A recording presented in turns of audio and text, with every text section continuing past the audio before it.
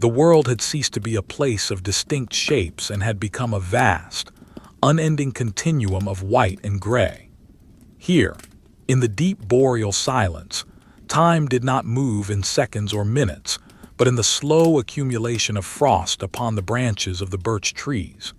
It was a landscape drawn in the faintest of lines, a sketch made by a hand that trembled with the cold, using only the softest pastels of slate, charcoal, and blinding titanium white.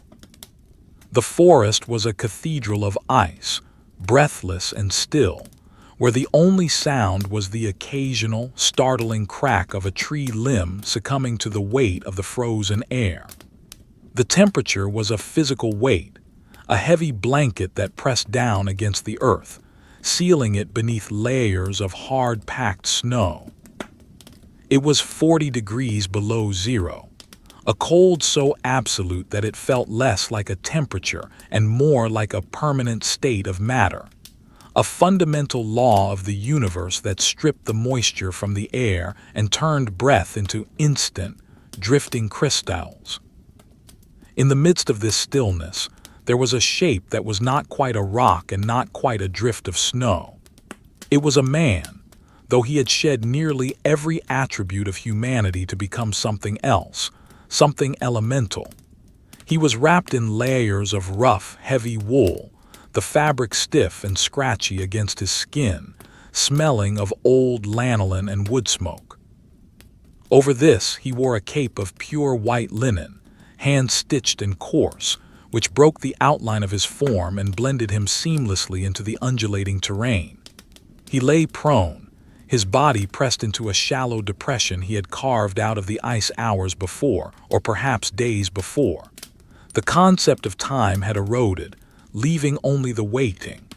The snow beneath him was hard, an unyielding mattress that sapped the warmth from his bones with a relentless, patient hunger.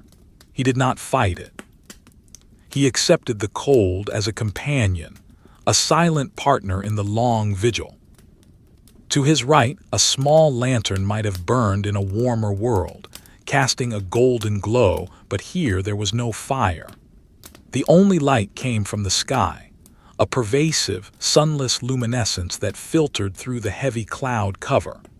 It created a visual field that looked like a drawing on dark paper, where the shadows were deep, velvety blues, and the highlights were merely the absence of darkness. The trees around him stood like sentinels, their trunks rendered in strokes of burnt umber and gray, their branches etched with the fine, white lines of hoarfrost. Every needle on the pines was coated in a delicate casing of ice, magnifying the dim light, creating a shimmering, ghostly texture that confused the eye. He adjusted his position, a movement so microscopic that it would have been imperceptible to anyone watching from even a few yards away. He shifted his weight from one elbow to the other, the wool of his coat grinding softly against the granular snow. The sound was deafening to him in the silence, a crunch like grinding glass, but the wind took it, swept it away into the vast emptiness of the Karelian Isthmus. His rifle lay before him, an extension of his own frozen limbs. It was a simple tool, wood and steel, lacking the modern distinctness of a scope. He preferred the iron sights. To raise a head to look through glass was to offer a target, and glass could fog, could glint, could betray. The wood of the stock was dark, worn smooth by years of handling, but now it was wrapped in strips of white gauze, turning it into a pale specter of a weapon. He had packed the snow down hard in front of the muzzle, padding it into a dense, icy shelf. This was a ritual of the trade, a necessary act of concealment. If he were to fire, the muzzle blast would kick up a cloud of loose powder, a white flag signaling his location to the enemy lines that lay somewhere in the blue distance. The packed snow would hold. It would keep his secret. His breath was a problem. In this air, every exhalation was a billowing cloud of steam, a beacon of life in a dead landscape. He solved this with snow. He took a handful of the clean, white powder and placed it in his mouth, letting it sit on his tongue. The cold shock was sharp, painful, freezing the roof of his mouth, but it cooled his breath. It turned the warm, moist air from his lungs into a thin, invisible stream that dissipated instantly. He tasted the metallic tang of the ice, the flavor of pure water and ancient dust. He sucked on the snow, swallowing the meltwater, feeling it slide down his throat like a jagged icicle, cooling his core even further. It was a discipline of suffering. To be warm was to be visible. To be cold was to be safe. The wind began to pick up, a low moan that started in the tops of the pines and worked its way down to the forest floor. It shifted the loose snow, sending snake-like drifts slithering across the hardpack. The visual effect was hypnotic, a constant flowing motion of white against white, like the static on a dead channel. The wind carried no scent of the enemy, only the smell of ozone and pine resin frozen solid. He watched the trees sway, a slow, rhythmic dance. The dark lines of the trunks blurred as the blowing snow thickened, turning the world into a smudge of charcoal and chalk. He narrowed his eyes, shielding them from the bite of the wind. His eyelashes were heavy with ice, tiny beads that weighed down the lids, forcing a narrow, squinting gaze. This was the sniper's stare, a way of looking without focusing, of letting the entire panorama wash over the retina, waiting for a disruption in the pattern. He was not looking for a man. He was looking for a color that didn't belong, a texture that was too smooth, a shadow that moved against the wind. Hours passed, or perhaps only minutes. The light shifted imperceptibly, the gray of the sky deepening into a bruised purple as the afternoon waned toward an early twilight. The cold intensified. It began to probe the weaknesses in his armor, finding the gap between his glove and his sleeve, the space where his collar met his neck.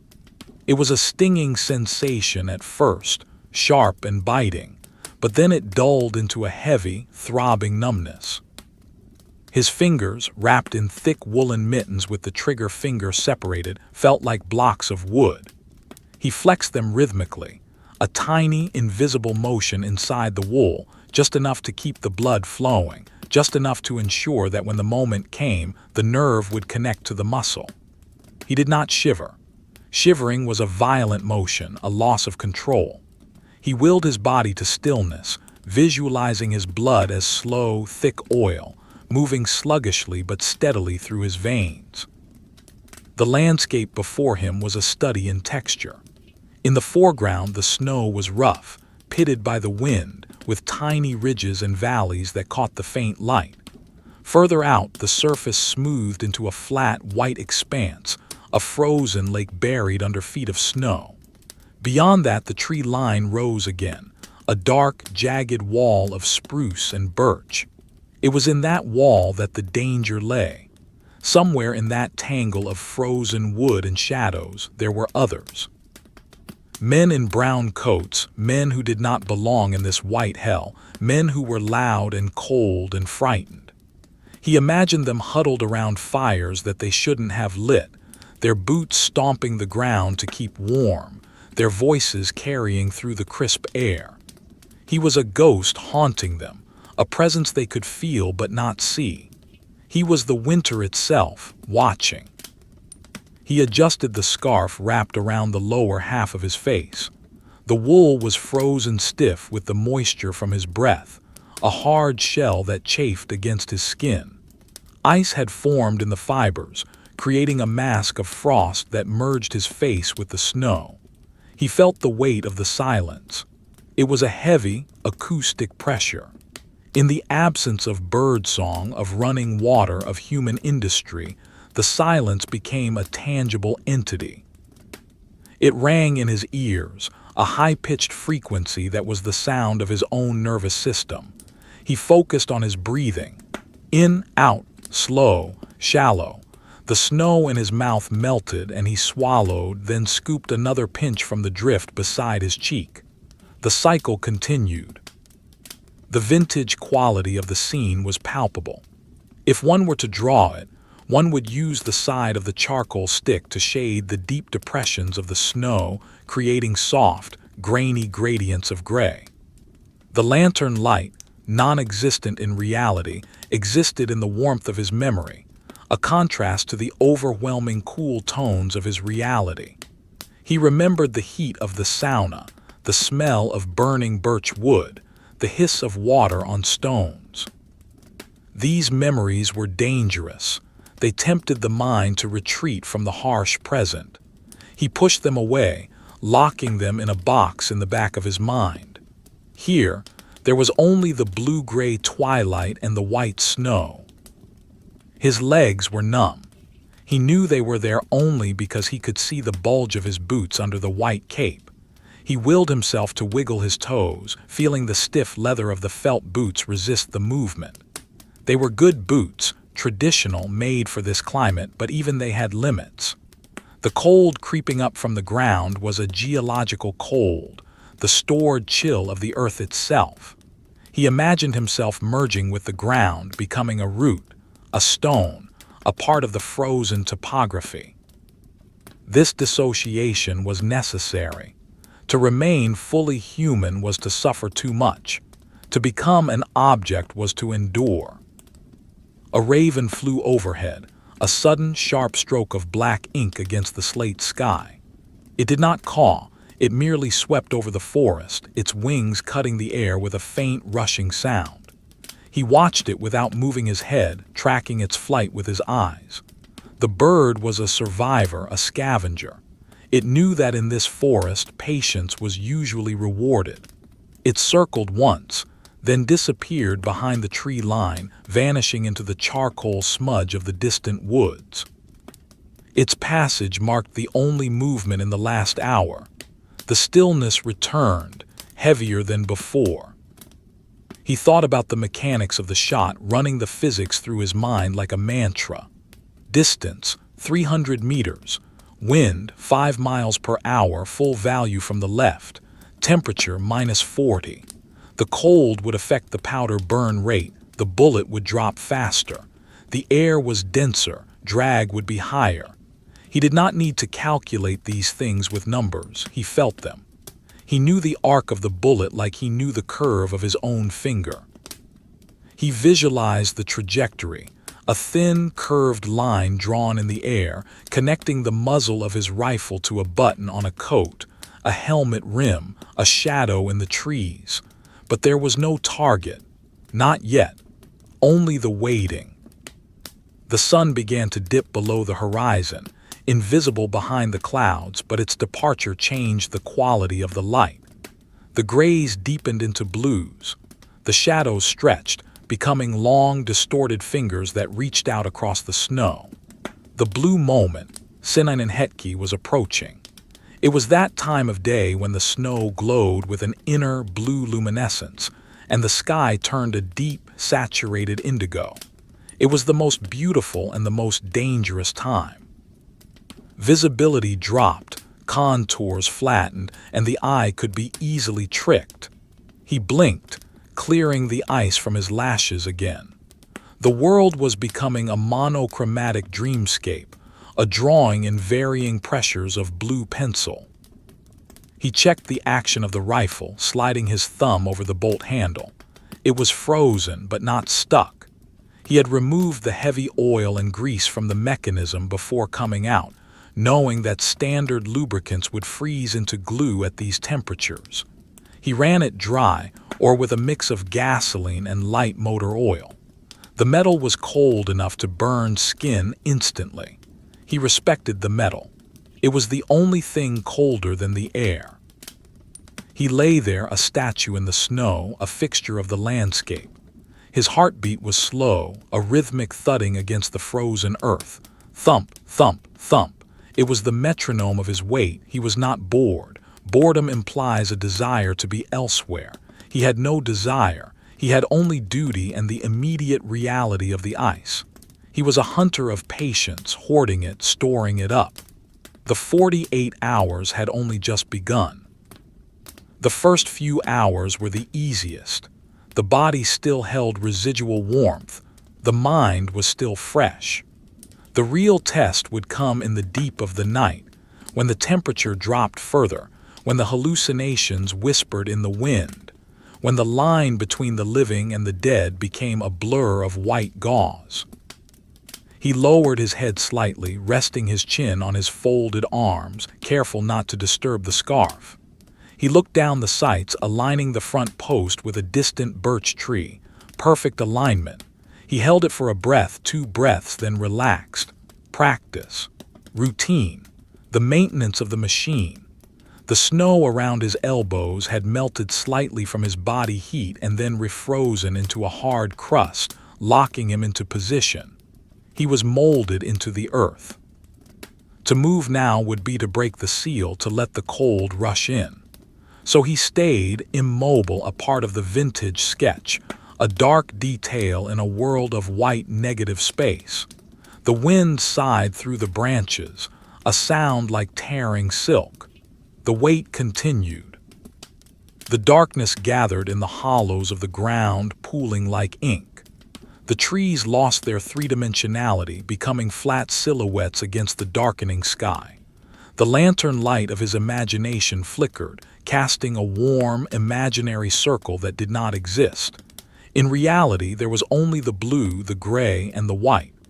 The cold was a physical presence, a weight on his chest, a clamp on his limbs. He breathed in the ice. He breathed out the mist.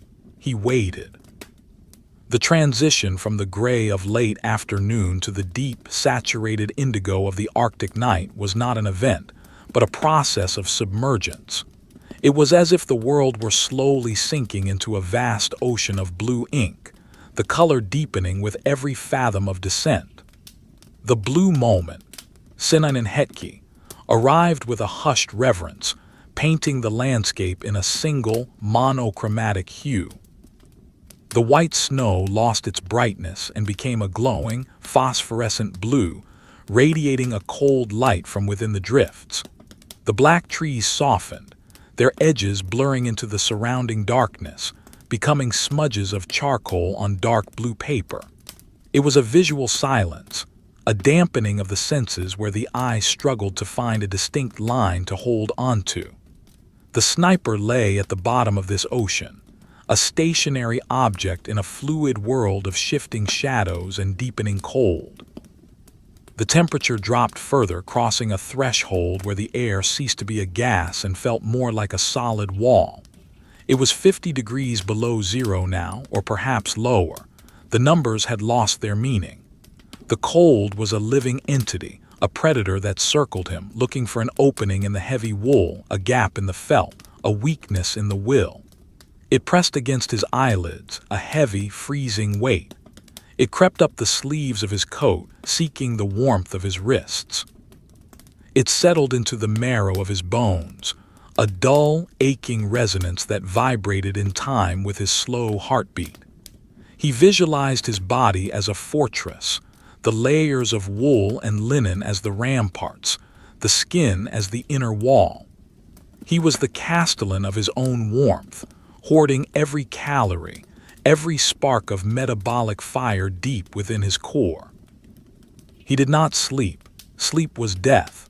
But he drifted into a state that was neither waking nor sleeping, a trance of pure observation. His eyes remained open, a narrow slit beneath the frosted lashes, scanning the blue-black horizon. The forest had changed its character with the light. During the day, it was a collection of trees. At night, it became a crowd of silent watchers. The birch trees, with their peeling white bark, looked like pale ghosts standing in the gloom. The spruces were dark, hooded monks, huddled together against the wind. The shadows stretched out across the snow, long and distorted, moving slightly as the moon struggled behind the thick cloud cover. These shadows were deceptive. They mimicked the shape of a crawling man, the profile of a helmet, the barrel of a gun. He watched them with a detached curiosity, his mind filtering the false signals from the true threats. He knew the difference between the sway of a branch and the shift of a human limb. One was rhythmic, born of the wind. The other was hesitant, born of fear. The silence of the night was different from the silence of the day. It was deeper, more brittle. The air was so tense with the cold that sound traveled with unnatural clarity. A branch snapping a kilometer away sounded like a pistol shot right next to his ear. He heard the groan of the lake ice, a deep, resonant booming that traveled through the ground and into his chest. It was the earth complaining under the weight of the winter. He heard the soft hiss of the snow settling, the microscopic friction of ice crystals grinding against each other as the drifts shifted. And he heard his own body, the rush of blood in his ears, the creak of his neck muscles, the slow, rhythmic inflation of his lungs. He needed to move, but he could not move, the paradox of his trade. To stay warm, one must move. To stay hidden, one must be still. He performed the invisible gymnastics of the stationary hunter. He clenched his gluteal muscles, holding the tension for a count of 10, then releasing. He pressed his tongue against the roof of his mouth. He curled his toes inside the felt boots, gripping the insoles. These were tiny fires lit in the extremities, just enough to keep the frostbite at bay, just enough to remind the nerves that they were still attached to a living being. The wool of his uniform was stiff, frozen into the shape of his body. If he were to stand up now, he felt he would crack like a porcelain doll, shattering into pieces of frozen cloth and flesh. He was a shell, a hollow vessel filled with the cold breath of the forest. Hunger was a dull ache, a hollow space beneath his ribs, but he ignored it. Eating required movement. It required taking a hand off the rifle, reaching into a pocket, bringing food to the mouth. It was a risk, but he needed the fuel. Slowly, with the patience of a glacier, he moved his left hand. He slid it backward inch by inch, the wool of his mitten sliding silently over the snow. He reached into the deep pocket of his tunic, and his fingers brushed against a hard, rough object. A piece of dried rye bread, rock hard and cold as a stone. He grasped it, bringing it slowly up to his face. He did not lift his head. He tucked his chin down, meeting the hand halfway. He bit off a corner of the bread. It was like biting into wood. He held the shard in his mouth, letting it soften with his saliva, letting the meager warmth of his tongue break it down. It tasted of salt and caraway and old flour. He swallowed it slowly, feeling the lump travel down his esophagus, a solid reminder of the world of kitchens and fires and life. The wind died down for a moment and the stillness became absolute. In this vacuum, the cold seemed to intensify, sharpening its edges. The air was crystalline, magnifying the stars that began to poke through the thinning clouds. They were hard, cold diamonds, glittering with a cruel indifference. The visual style of the moment shifted from soft pastels to hard, etched lines. The contrast increased. The black became blacker. The white became a luminous, ghostly gray. The lantern light of his memory flickered and died, leaving him alone in the blue void. He was a detail in a dark drawing, a figure rendered in heavy cross-hatching, barely distinguishable from the background. He focused on the rifle. It was his anchor. The wood of the stock had taken on the temperature of the air. It was no longer wood but a composite material of cellulose and ice. The metal barrel was a rod of frozen lightning. He kept his mitten on the trigger guard, not the trigger. To touch the trigger now would be to risk a premature discharge. His finger was numb, the sensitivity gone. He would have to rely on muscle memory, on the pressure of the tendon rather than the sensation of the skin. He visualized the mechanism inside the bolt, the firing pin spring, the sear, the extractor. He imagined them frozen in suspended animation, waiting for the spark that would bring them to life. He was the same, a mechanism waiting for a spark. A sound drifted across the snow, faint, metallic, a clink. His eyes snapped to the right, traversing the horizon without moving his head. The sound had come from the tree line, perhaps 400 meters away. It was the sound of metal on metal or metal on stone. A mess kit, a rifle bolt, a buckle. It was a human sound. Nature did not make that specific frequency of noise. He stopped chewing. He stopped breathing. He became a listening post, his entire consciousness focused on the auditory input.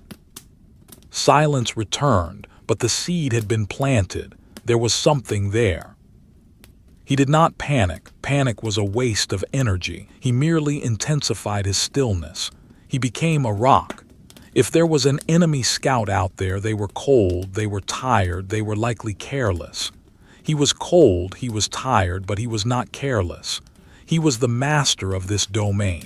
He waited for the second sound. It did not come, but the silence had changed texture. It was no longer empty. It was pregnant with presence. He scanned the shadows again, looking for the break in the pattern, the anomaly in the drawing. The blue darkness hid everything, smoothing over the rough edges of reality. His breath had formed a solid crust of ice on the scarf, a mask that directed his exhalation downward into the snow. He could feel the moisture freezing on his chin, gluing the wool to his skin. It was uncomfortable, a constant, scratching irritation, but he welcomed it. Pain was a signal. It meant the nerves were alive. It meant he had not yet succumbed to the hypothermic stupor, the warm death, where the mind convinces the body it is burning up. He knew that sensation. He had seen men strip off their clothes in the snow, smiling as they froze to death. He kept a vigil against that warmth. He embraced the cold, courted it, made it his lover. He thought of the fox. He had seen a fox tracks earlier in the day, a delicate line of prints traversing the drift. The fox moved quickly, light on its paws, surviving by speed and wit. He was not a fox. He was a stone. He was the bedrock beneath the snow. He thought of the badger sleeping deep in the earth, waiting for spring. He was not a badger. He could not sleep. He was something else, something ancient and patient. He was the winter waiting for the leaf. The moon broke free of the clouds, a sudden blinding eye that stared down at the frozen battlefield. The light was harsh, silver, washing out the blue and replacing it with a stark, high-contrast monochrome. The shadows became razor-sharp, pools of absolute black ink spilled on the white page. The visibility increased instantly. He could see the texture of the bark on the trees 300 meters away. He could see the individual undulations of the snow drifts. He felt exposed. The white cape was good camouflage, but under this spotlight, any movement would cast a shadow that would scream his location. He froze his eyes, blinking only when necessary.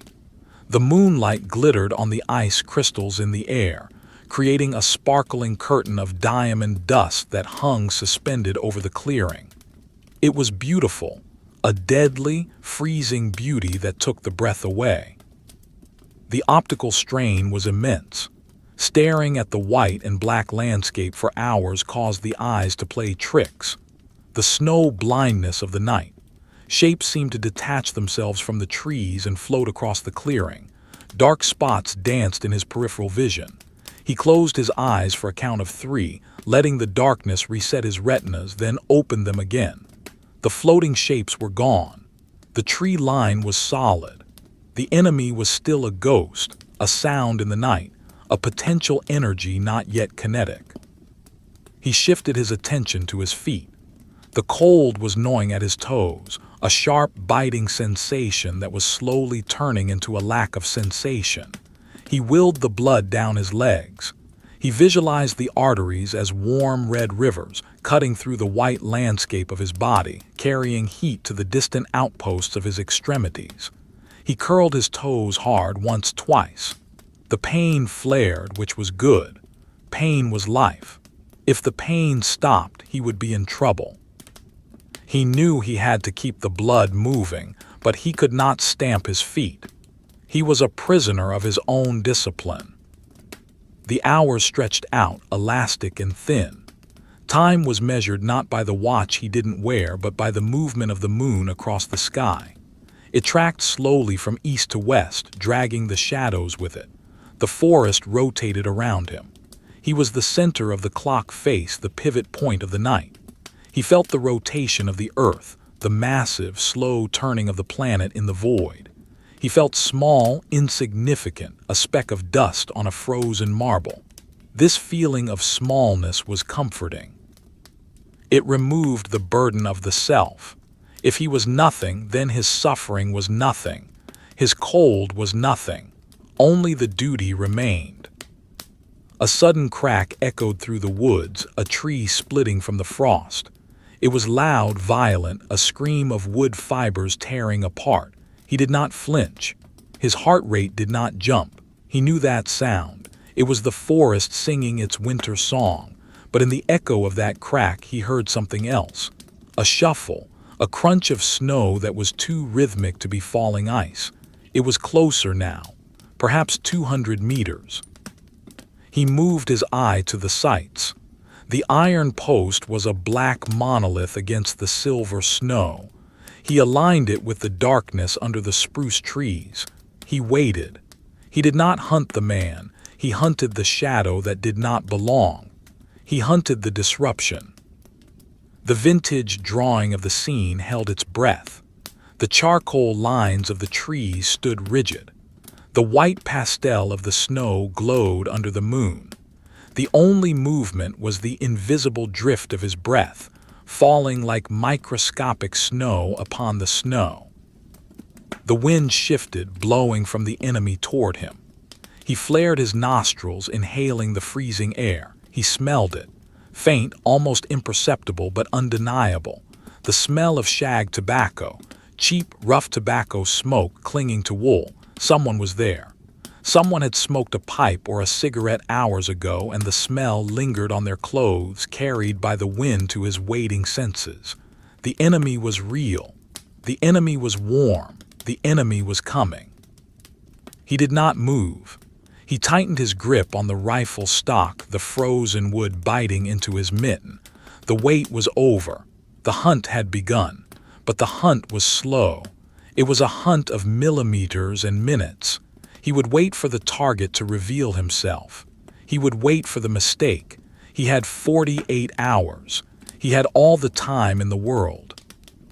The moon slid behind a wisp of cloud, dimming the spotlight, returning the world to the soft, dangerous blue of the semi-darkness. He preferred this. It was his element. The shadows softened, the edges blurred. He settled deeper into the snow, merging his soul with the ice. He was the sniper. He was the weight. The scent of the tobacco faded, stripped away by the relentless scouring of the wind, leaving only the sterile, metallic odor of the ice. The sensory link to the enemy was severed, returning the sniper to his solitary confinement within the white void. The silence that followed was heavier than before, a dense, suffocating weight that pressed against his eardrums. It was the silence of a vacuum, of a world where sound had been frozen into suspension. He did not move to chase the scent. He did not lift his head to scan for the source. He remained a fixture of the earth, a ridge in the snow, a shadow among shadows. To react was to reveal, and revelation was death. He accepted the knowledge of the enemy's presence as a fact, a piece of data to be filed away in the cold cabinet of his mind, alongside the wind's speed and the temperature. The enemy was there, somewhere in the charcoal smudge of the distant tree line, freezing just as he was freezing, waiting just as he was waiting. The cold had deepened, shifting from a painful intrusion to a numbing, systemic reality. It was no longer an external force attacking his skin. It was an internal condition, a slow solidification of his fluids. The blood in his veins felt like slush, moving with a sluggish, viscous reluctance through the narrowed arteries. He could feel the heat retreating from his extremities, pulling back to the fortress of his torso, abandoning the fingers and toes to the mercy of the frost. He countered this with the discipline of the mind. He visualized a small, warm coal burning in the center of his chest, a single ember of anthracite that glowed with a dull, persistent red light. He fed this imaginary fire with his breath, with the slow, rhythmic beat of his heart. It was a meditation of survival, a mental exercise to keep the core temperature from slipping into the fatal decline. The landscape before him was a study in static tension. The moon remained hidden behind a thick blanket of clouds, reducing the world to a palette of deep, bruised blues and blacks. The blue moment had passed into the black hours, the time of night when the sun is furthest from the horizon, and the earth radiates its stored heat out into the uncaring void of space. The snow lost its luminescence and became a flat, gray expanse, a sheet of unbleached paper waiting for a mark. The trees were no longer distinct individuals, but a solid wall of darkness, a heavy, jagged line drawn with a soft, crumbling stick of charcoal.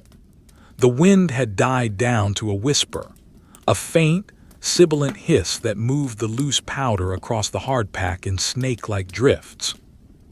He focused his attention on the microscopic landscape immediately in front of his eyes. The drift of snow that shielded his face was not a uniform white surface, but a complex, chaotic terrain of ice crystals. He saw the sharp, geometric angles of the individual flakes, the way they interlocked to form a fragile, crystalline lattice. Some were clear as glass, others were opaque and white, like tiny chips of bone. He saw the way the moisture from his breath had glazed the surface, creating a thin, hard crust that reflected the faint starlight. It was a world within a world, a landscape of frozen canyons and peaks that existed only inches from his nose. He lost himself in this geometry, letting his mind trace the lines and angles, finding a strange, hypnotic comfort in the perfect order of the ice. His right hand, the one that held the grip of the rifle, was a block of wood. The mitten was frozen stiff, the wool fibers locked together by the ice. He could not feel the trigger guard against his finger. He could not feel the wood of the stock. He knew he was holding the weapon only because he could see the angle of his arm, the tension in the shoulder. He sent a command down the neural pathways, flex. Nothing happened. The signal was lost in the static of the cold. He tried again, harder, visualizing the muscle fibers contracting. Flex. A faint sensation, a dull throb in the palm, it was enough. The connection was still there, faint and frayed, but unbroken.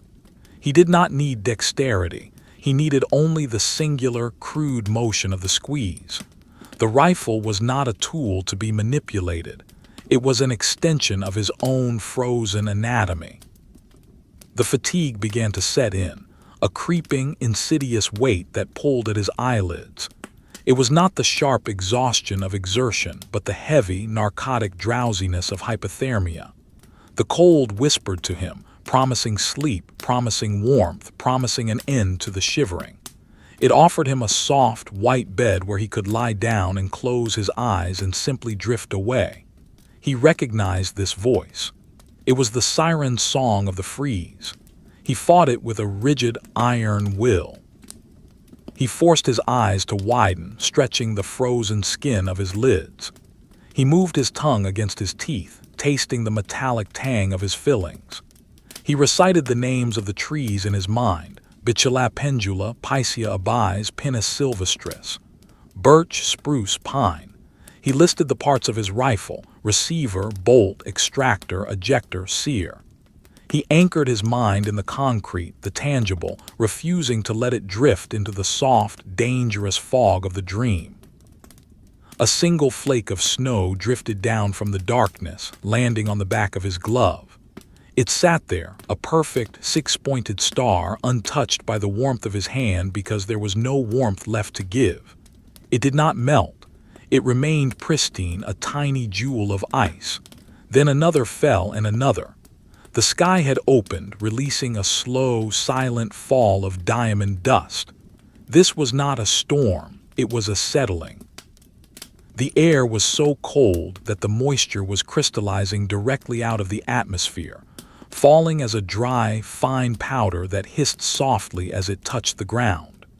The visibility began to drop, the veil of falling ice creating a shimmering, translucent curtain between him and the tree line. The world softened, the hard edges of the shadows blurring under the accumulation of fresh white. The falling snow changed the acoustic properties of the forest. It dampened the sound even further, absorbing the high frequencies, leaving only the deep, resonant bass notes of the earth. The silence became thick, cottony. He felt as if he were lying at the bottom of a deep well, buried under layers of wool and feathers. The isolation was absolute. There was no enemy, no war, no history. There was only the snow falling forever in the dark. He felt a moment of profound peace, a detachment from the struggle. Why not stay here? Why not become a stone? The snow would cover him, layer by layer, until he was just another mound in the clearing, a secret buried until the spring thaw. He shook the thought away with a microscopic jerk of his head. The movement cracked the ice on his collar, sending a shower of cold dust down his neck. The shock was electric. It woke the nerves, sending a spike of adrenaline through his system. He welcomed the discomfort. He needed the pain. He refocused on the sights of the rifle, peering through the falling snow. The iron post was a blur, a dark smudge against the gray. He blinked, clearing the moisture from his eyes, and the post sharpened. He aligned it again with the gap in the trees where the scent had come from. The enemy was still there. The enemy was waiting for the snow to cover him too. It was a contest of endurance, a silent battle of wills fought in the language of stillness. The vintage quality of the scene intensified. If an artist were drawing this moment, they used the side of a white pastel stick to create the haze of the falling snow, layering it over the dark blue paper until the background almost disappeared. The figure of the sniper would be rendered in heavy, dark strokes of charcoal, a dense, solid shape anchored to the bottom of the frame. The lantern light of memory was gone completely now. There was no room for warmth in this composition. The palette was restricted to the coldest end of the spectrum: slate, indigo, charcoal, and the blinding, indifferent white of the titanium oxide. The texture was rough, grainy, like the surface of the frozen snow itself. Time ceased to be linear. It became circular, a repetitive loop of breath and heartbeat. Inhale, exhale, thump, thump. The snow fell, the wind whispered, the cold pressed. He checked the landmarks again, the twisted birch to the left, the fallen log to the right, the depression in the snow ahead. They were unchanged, constant companions in the void. He memorized their shapes, their textures. He knew the pattern of the bark on the birch tree better than he knew the lines of his own hand. This extreme familiarity was a survival tactic. If anything changed, if a branch moved, if a shadow deepened, if a mound grew higher, he would know. His brain was a pattern-matching engine, idling in low gear, waiting for the anomaly. His stomach gave a low, rumbling growl, a vibration that he felt more than heard. The hunger was a distant signal, a message from a part of him that still believed in the future. He ignored it. Digestion took energy. Blood would be diverted to the stomach, away from the brain, away from the muscles. He needed the blood where it was. He visualized the hunger as a knot, a tight, hard ball of twine that he could ignore. He would eat when the job was done, or he would not eat. The outcome was irrelevant to the present moment. The present moment required only stillness. He shifted his weight infinitesimally, easing the pressure on his left hip. The snow beneath him had molded to his form, creating a cast of his body. He was locked into the earth, held in a frozen embrace. The wool of his trousers was frozen to the ground.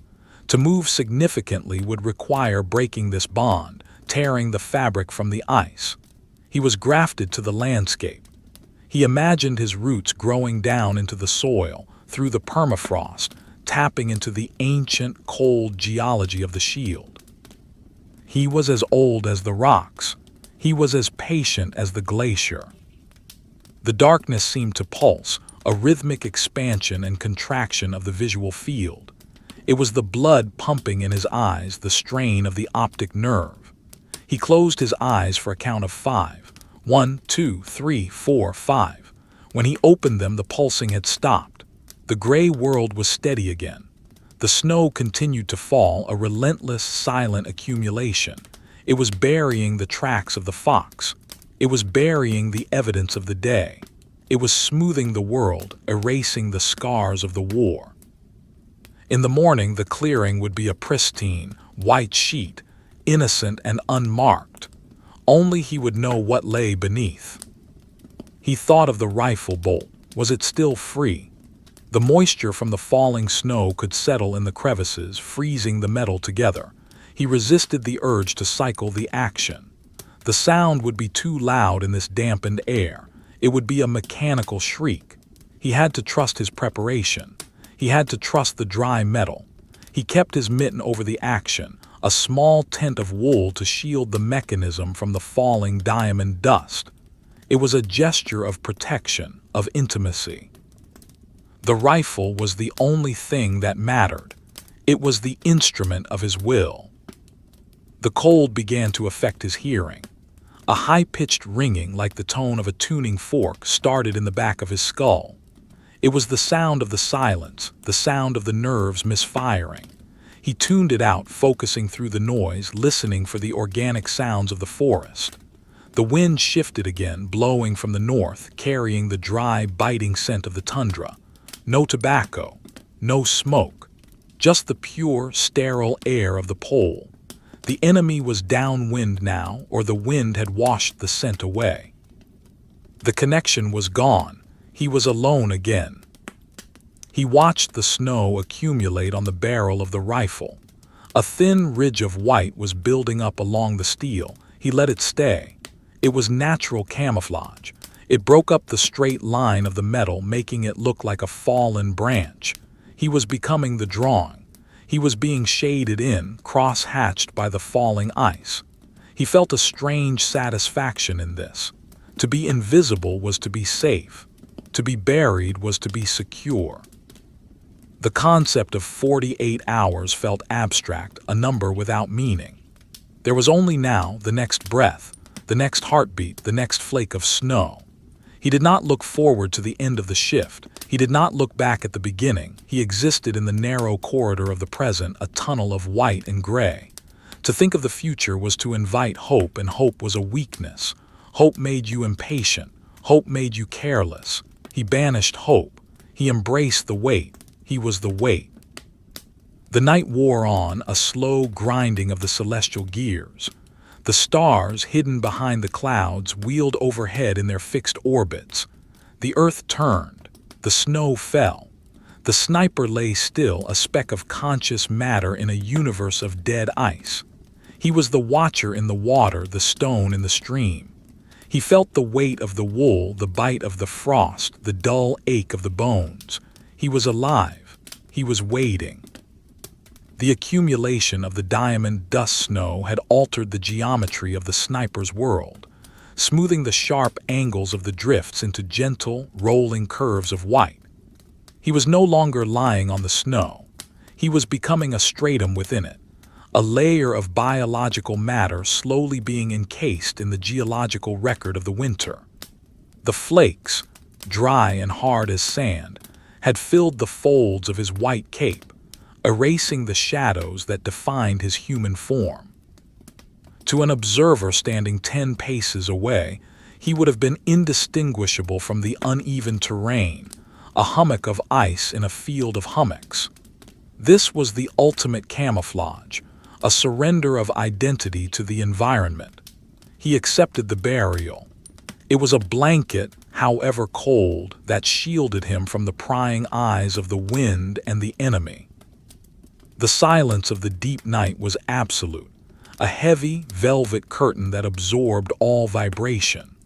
The earlier sounds, the crack of the trees, the moan of the lake ice, had subsided, leaving a vacuum so profound that he could hear the friction of his own eyelids sliding over his eyes.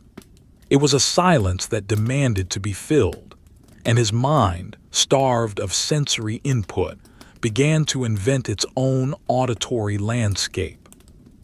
He heard the phantom ringing of church bells, a low, mournful tolling from a village that did not exist. He heard the murmur of voices, a soft, unintelligible conversation carried on the draft, the ghosts of men who had died in this forest a month ago or a year ago. He did not turn his head to listen.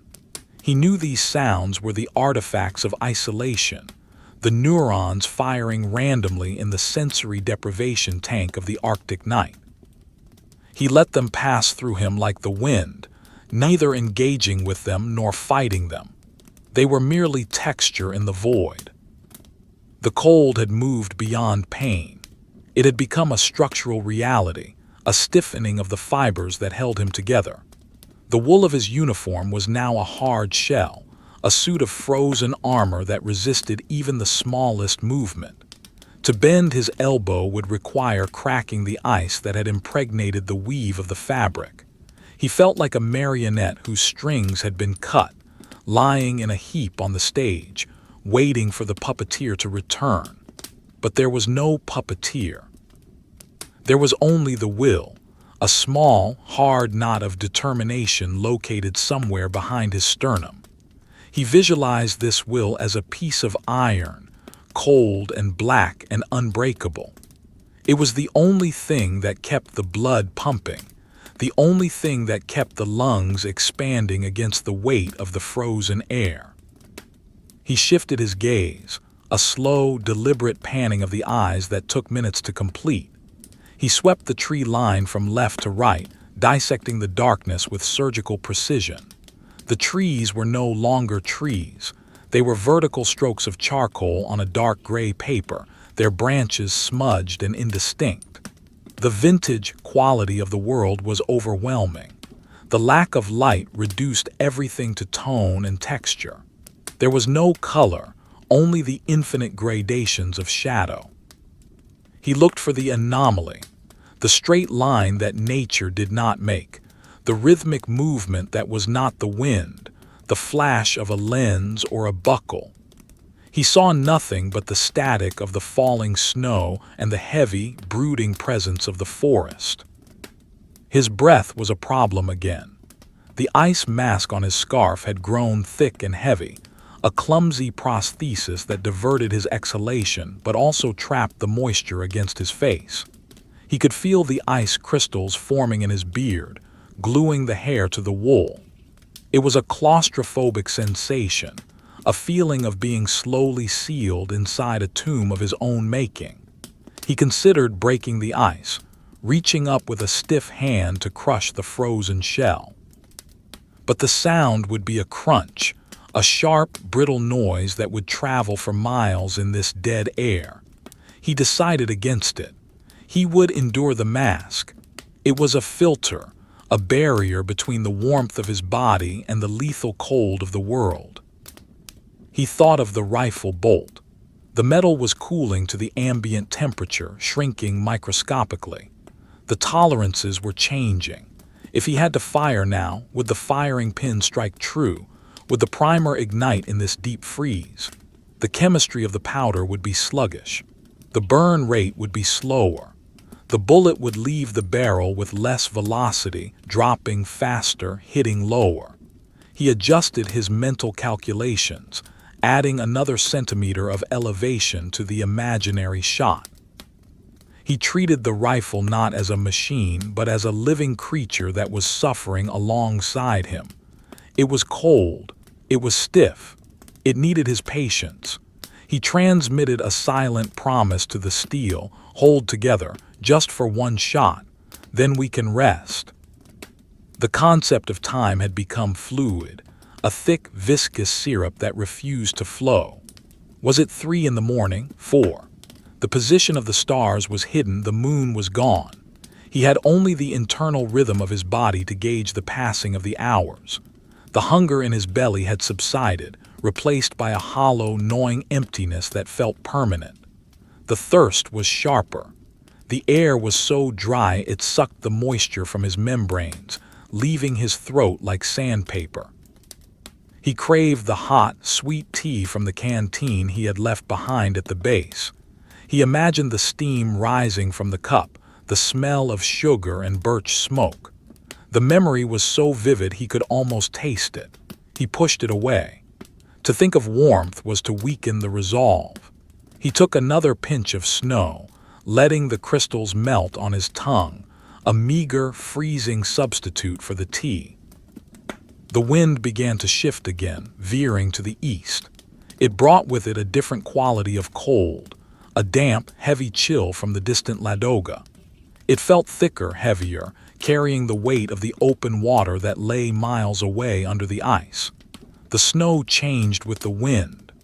The fine diamond dust gave way to larger, softer flakes, heavy wet clumps that clung to everything they touched. They stuck to his eyelashes, forcing him to blink rapidly to clear his vision. They stuck to the rifle barrel, building a white ridge along the sight line. The world was being erased, whitewashed by a relentless, heavy hand. The visibility dropped to 50 meters, then 40. The tree line vanished into a swirling gray fog. This was the blind hour, the time when the sniper is useless, when the eyes are defeated by the elements. He could see nothing beyond the immediate circle of his own concealment. He felt a spike of vulnerability. If the enemy moved now, he would not see them until they were on top of him. He strained his ears, compensating for the blindness with a heightened auditory focus. He listened to the snow hitting the ground, a soft, wet plat-plat-plat. He listened to the wind sighing in the upper branches, a lonely, desolate sound. He listened for the crunch of a boot, the rattle of gear. The tension was a physical pain, a tightening of the muscles between his shoulder blades. He was a blind man in a room full of knives. He focused on the texture of the ground beneath him. The heat of his body had melted the snow slightly, creating a mold that fit him perfectly, but now that mold was refreezing into a hard, icy cast. He was locked into the earth. If he tried to stand, he would rip the fabric of his trousers. He was a part of the landscape now, a feature of the terrain like a boulder or a stump. This immobility was his greatest weapon and his greatest liability. He was a trap waiting to be sprung, but a trap cannot move to catch its prey. It must wait. The darkness seemed to press against his eyes, a heavy, physical substance. He saw shapes in the gray swirl, a wolf, a tank, a man standing tall. They formed out of the drifting snow, coalesced for a second, and then dissolved back into chaos, pareidolia. The brain's desperate attempt to find order in the random noise of the visual field. He watched a figure form to his left, a soldier in a greatcoat, rifle slung, walking towards him. His heart hammered against his ribs. Thump, thump, thump, thump. He tightened his finger on the trigger guard. The figure walked closer, silent, spectral. Then the wind gusted and the soldier blew apart, revealing himself to be nothing more than a swirl of snowflakes caught in an eddy. The sniper exhaled slowly, a long stream of steam that was instantly snatched away by the wind. It was a hallucination. The mind was fraying at the edges. He needed to anchor himself. He began to count, not seconds but breaths. In, out, 1, in, out, 2. He counted to 100, then started over. The repetition was soothing, a mantra of survival. It gave the mind a track to run on, preventing it from wandering into the dangerous territory of panic or sleep. He was a machine that breathed. He was a clock that ticked. He was a recorder of the silence. The heavy snow began to taper off, the flakes growing smaller and drier again as the temperature plummeted once more. The cloud cover thinned, tearing apart to reveal a glimpse of the obsidian sky. A single star burned through the gap, a cold, hard point of light that seemed infinitely far away. It was a cruel light, offering no warmth, only a reminder of the vast, indifferent universe that surrounded him. He stared at the star, fixing his position by it. It was his only companion, a silent witness to his vigil. His legs were gone. He could no longer feel them below the knees. They were heavy logs of wood attached to his hips. He knew they were there. He knew they would support him if he had to move, but the sensory connection had been severed. This was the dead zone of the body, the sacrifice the core made to keep the heart beating. He willed the blood to flow, visualizing the red warmth pushing through the constricted vessels, but the cold was a dam that held it back. He wiggled his toes inside the felt boots, a command sent into the void. He felt a faint, dull pressure. Good. They were not dead yet, just sleeping, just waiting. The vintage sketch of the forest was redrawn. The charcoal lines of the trees became sharper as the air cleared. The white pastel of the snow was brighter, reflecting the starlight. The contrast returned. The gray hour was ending, and the black and white of the pre-dawn deep freeze was beginning. This was the coldest time. The time when engines refused to start, when metal snapped, when men simply stopped moving and let the cold take them. He felt the drop. It was a physical weight, a crushing pressure that squeezed the air out of the lungs. The thermometer in his mind read -55, a temperature where life is an anomaly. He thought of the enemy sniper. Was he still there? Was he cold? Did he have a thermos of coffee? Did he have a fire? The thought of the enemy having a fire sparked a sudden, irrational anger. It was a flash of heat in the cold brain. How dare he be warm? How dare he sleep? The anger was good. It was energy. He fed it, stoking the coals of his resentment. He hated the invisible man in the trees. He hated him for making him wait. He hated him for the cold. He would kill him not for the war, but for the wait, for the 48 hours of ice. This personalizing of the conflict was a way to focus. It gave him a target. It gave him a purpose beyond the abstract duty. He scanned the tree line again. The visibility was better now. He could see the individual trunks of the birches, the dark masses of the spruce needles. He looked for the disturbance in the snow, the place where the enemy might be lying. He looked for the steam of a breath. He saw nothing. The forest was a painting of absolute stillness, but he knew. He knew with the instinct of a hunter that he was not alone. The silence was too perfect. The birds had not returned. The raven had not come back. The forest was holding its breath, waiting for the violence that was promised. He adjusted his grip on the rifle, his mitten sliding a fraction of a millimeter on the frozen wood. The sound was a microscopic scritch, audible only to him. He was ready. He was the coiled spring. He was the loaded chamber. The fatigue was heavy, a gray fog that filled his head, but beneath the fog the eye was clear. The eye was the only thing that mattered. He lay there suspended in the amber of the cold, a fossil in the making. The wind picked up again, a low, mournful keening that sounded like a bow drawn across a frozen cello string. It was the music of the sphere, the soundtrack of the Ice Age. He listened to it, letting it wash over him, letting it erode his humanity until there was nothing left but the weight. The universe had distilled itself into a single, crystalline element, the cold. It was no longer a condition of the weather but the fundamental state of existence, a pervasive, crushing absolute that defined the boundaries of reality. The heavy snowfall of the blind hour had ceased. leaving behind a silence so profound it felt like a pressure on the eardrums, a vacuum that sucked the sound out of the world. The sky, stripped of its cloud cover, was a dome of polished obsidian, infinite and hard, studded with stars that did not twinkle but stared down with a steady, freezing gaze. These were not the friendly stars of summer navigation.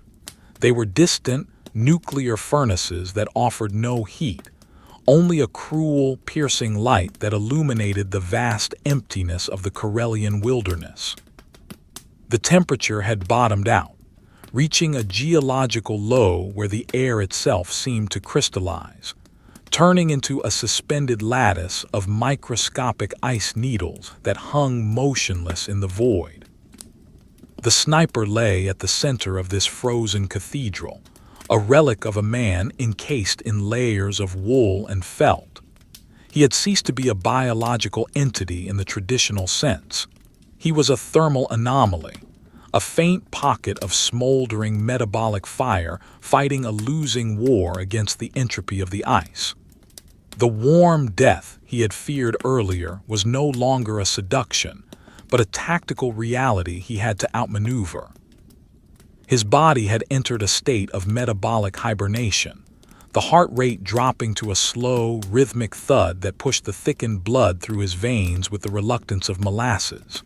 Thump, pause, thump, pause. It was the heartbeat of a dormant bear, a rhythm of preservation that hoarded every calorie, every joule of energy for the vital organs. The extremities, the fingers, the toes, the ears, had been sacrificed, their sensory input severed, leaving them as numb, wooden appendages attached to the core. He focused on the sensation of his eyelashes. They were heavy with rime, the moisture from his eyes freezing instantly upon contact with the air. Every blink was a labor, a tactile crunching of ice against ice that sent a tiny vibration through his skull. He visualized the ice crystals growing there, intricate, fern-like structures building up on the keratin, sealing his vision into a narrow, horizontal slit. This was the tunnel, the sniper's view of the world. Within this tunnel, the landscape was a high-contrast etching, a drawing made with the sharpest, hardest graphite on a sheet of pure white paper. The soft pastels of the evening were gone.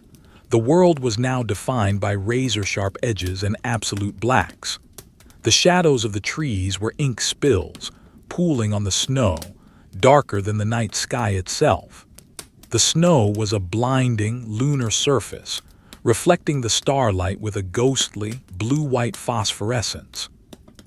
The vintage quality of the visual field was stark. It was an image burned onto a silver nitrate plate, grainy and monochromatic. The only color was the imagined red of his own blood, deep inside the fortress of his chest. He could feel the cold probing the weaknesses in his armor, seeking the gaps in the weave of the wool. It found the seam of his collar, a tiny aperture where the scarf had shifted. It entered like a needle, a sharp, specific pain that quickly dulled into a heavy, throbbing ache. He did not move to fix it. To move was to break the seal of the snow that had drifted over him. To move was to shatter the illusion of his absence. He absorbed the pain, folding it into the larger tapestry of his suffering. It was just another thread in the weave. He thought of the rifle. The metal had equalized with the air temperature. It was -50 degrees. If he were to touch the barrel with bare skin, the flesh would bond to the steel instantly, burning as surely as if he had touched a red-hot stove. The weapon was a rod of frozen lightning, dormant but potent. He worried about the grease on the firing pin. Had he removed enough of it? Or was there a microscopic film left behind, a hydrocarbon residue that would freeze into a solid glue, locking the pin in place? He played the scenario in his mind. The target appears, the trigger is squeezed, and click, the sound of failure, the sound of death. He banished the thought. He had prepared. He had stripped the bolt with gasoline. He had run it dry. The steel would hold. the physics would work. The air in front of his face was a problem of optics. His breath, despite the ice mask, still leaked out in thin, wispy streamers. In the still air of the deep freeze, these streamers lingered, forming a faint, localized fog bank that obscured his view of the tree line. He adjusted his breathing technique, inhaling slowly through the nose to warm the air, then exhaling even more slowly through the mouth, directing the stream down into the snow beneath his chest. He was building a chimney of ice, a hollow space in the drift where his breath could dissipate without rising. It was a structural engineering project carried out with lungs and lips. He was the architect of his own concealment. The hunger returned, no longer a growl but a deep systemic hollowness. The body was consuming itself, burning fat reserves, then muscle. He felt lighter, as if he were slowly evaporating into the cold air. He imagined his muscles shrinking, the fibers tightening like drying leather. He visualized a piece of dried meat, tough and enduring. That was what he had become, jerky in a snowdrift. He remembered the taste of butter, thick and yellow and salty. He imagined a spoon digging into a tub of butter, the rich, fatty texture coating his tongue. The hallucination was so vivid it made his salivary glands ache, releasing a trickle of fluid that froze in the corners of his mouth. He swallowed the ice. It was a cruel gift. A sound broke the silence, a deep, resonant boom from the lake miles away. The ice was expanding, cracking under the pressure of the plummeting temperature. It was the sound of the earth groaning, a geological complaint. The vibration traveled through the bedrock, up through the frozen soil and into his chest. He felt it as a physical thud, a second heartbeat that was slower and heavier than his own. The planet was alive, and it was suffering too. This shared agony was a comfort. He was not alone in the cold. The rocks, the water, the trees, they were all enduring the same trial. He was part of a vast, frozen brotherhood of matter. He watched a specific birch tree 300 meters away. It was a twisted, gnarled specimen, its white bark peeling in strips that fluttered in the phantom breeze. It looked like a man in rags, standing with his arms raised in surrender. He had named this tree the Old Man. He watched the old man for hours, waiting for him to move. Sometimes, in the periphery of his vision, the tree seemed to step forward to shift its weight. But when he focused the center of his gaze, the tree was stone still. It was the autokinetic effect, the eye's inability to hold a stationary object in a featureless field. The mind created movement where there was none. He blinked the illusion away. The old man was a tree. The enemy was a man. He had to know the difference. The wind began to whisper again, a low, sibilant sound that crept along the ground.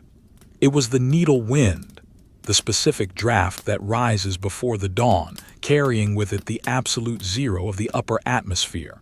It did not blow the snow, it scoured it. It polished the hardpack until it shone like porcelain. He felt the wind cutting through the layers of his clothing, finding the skin of his back.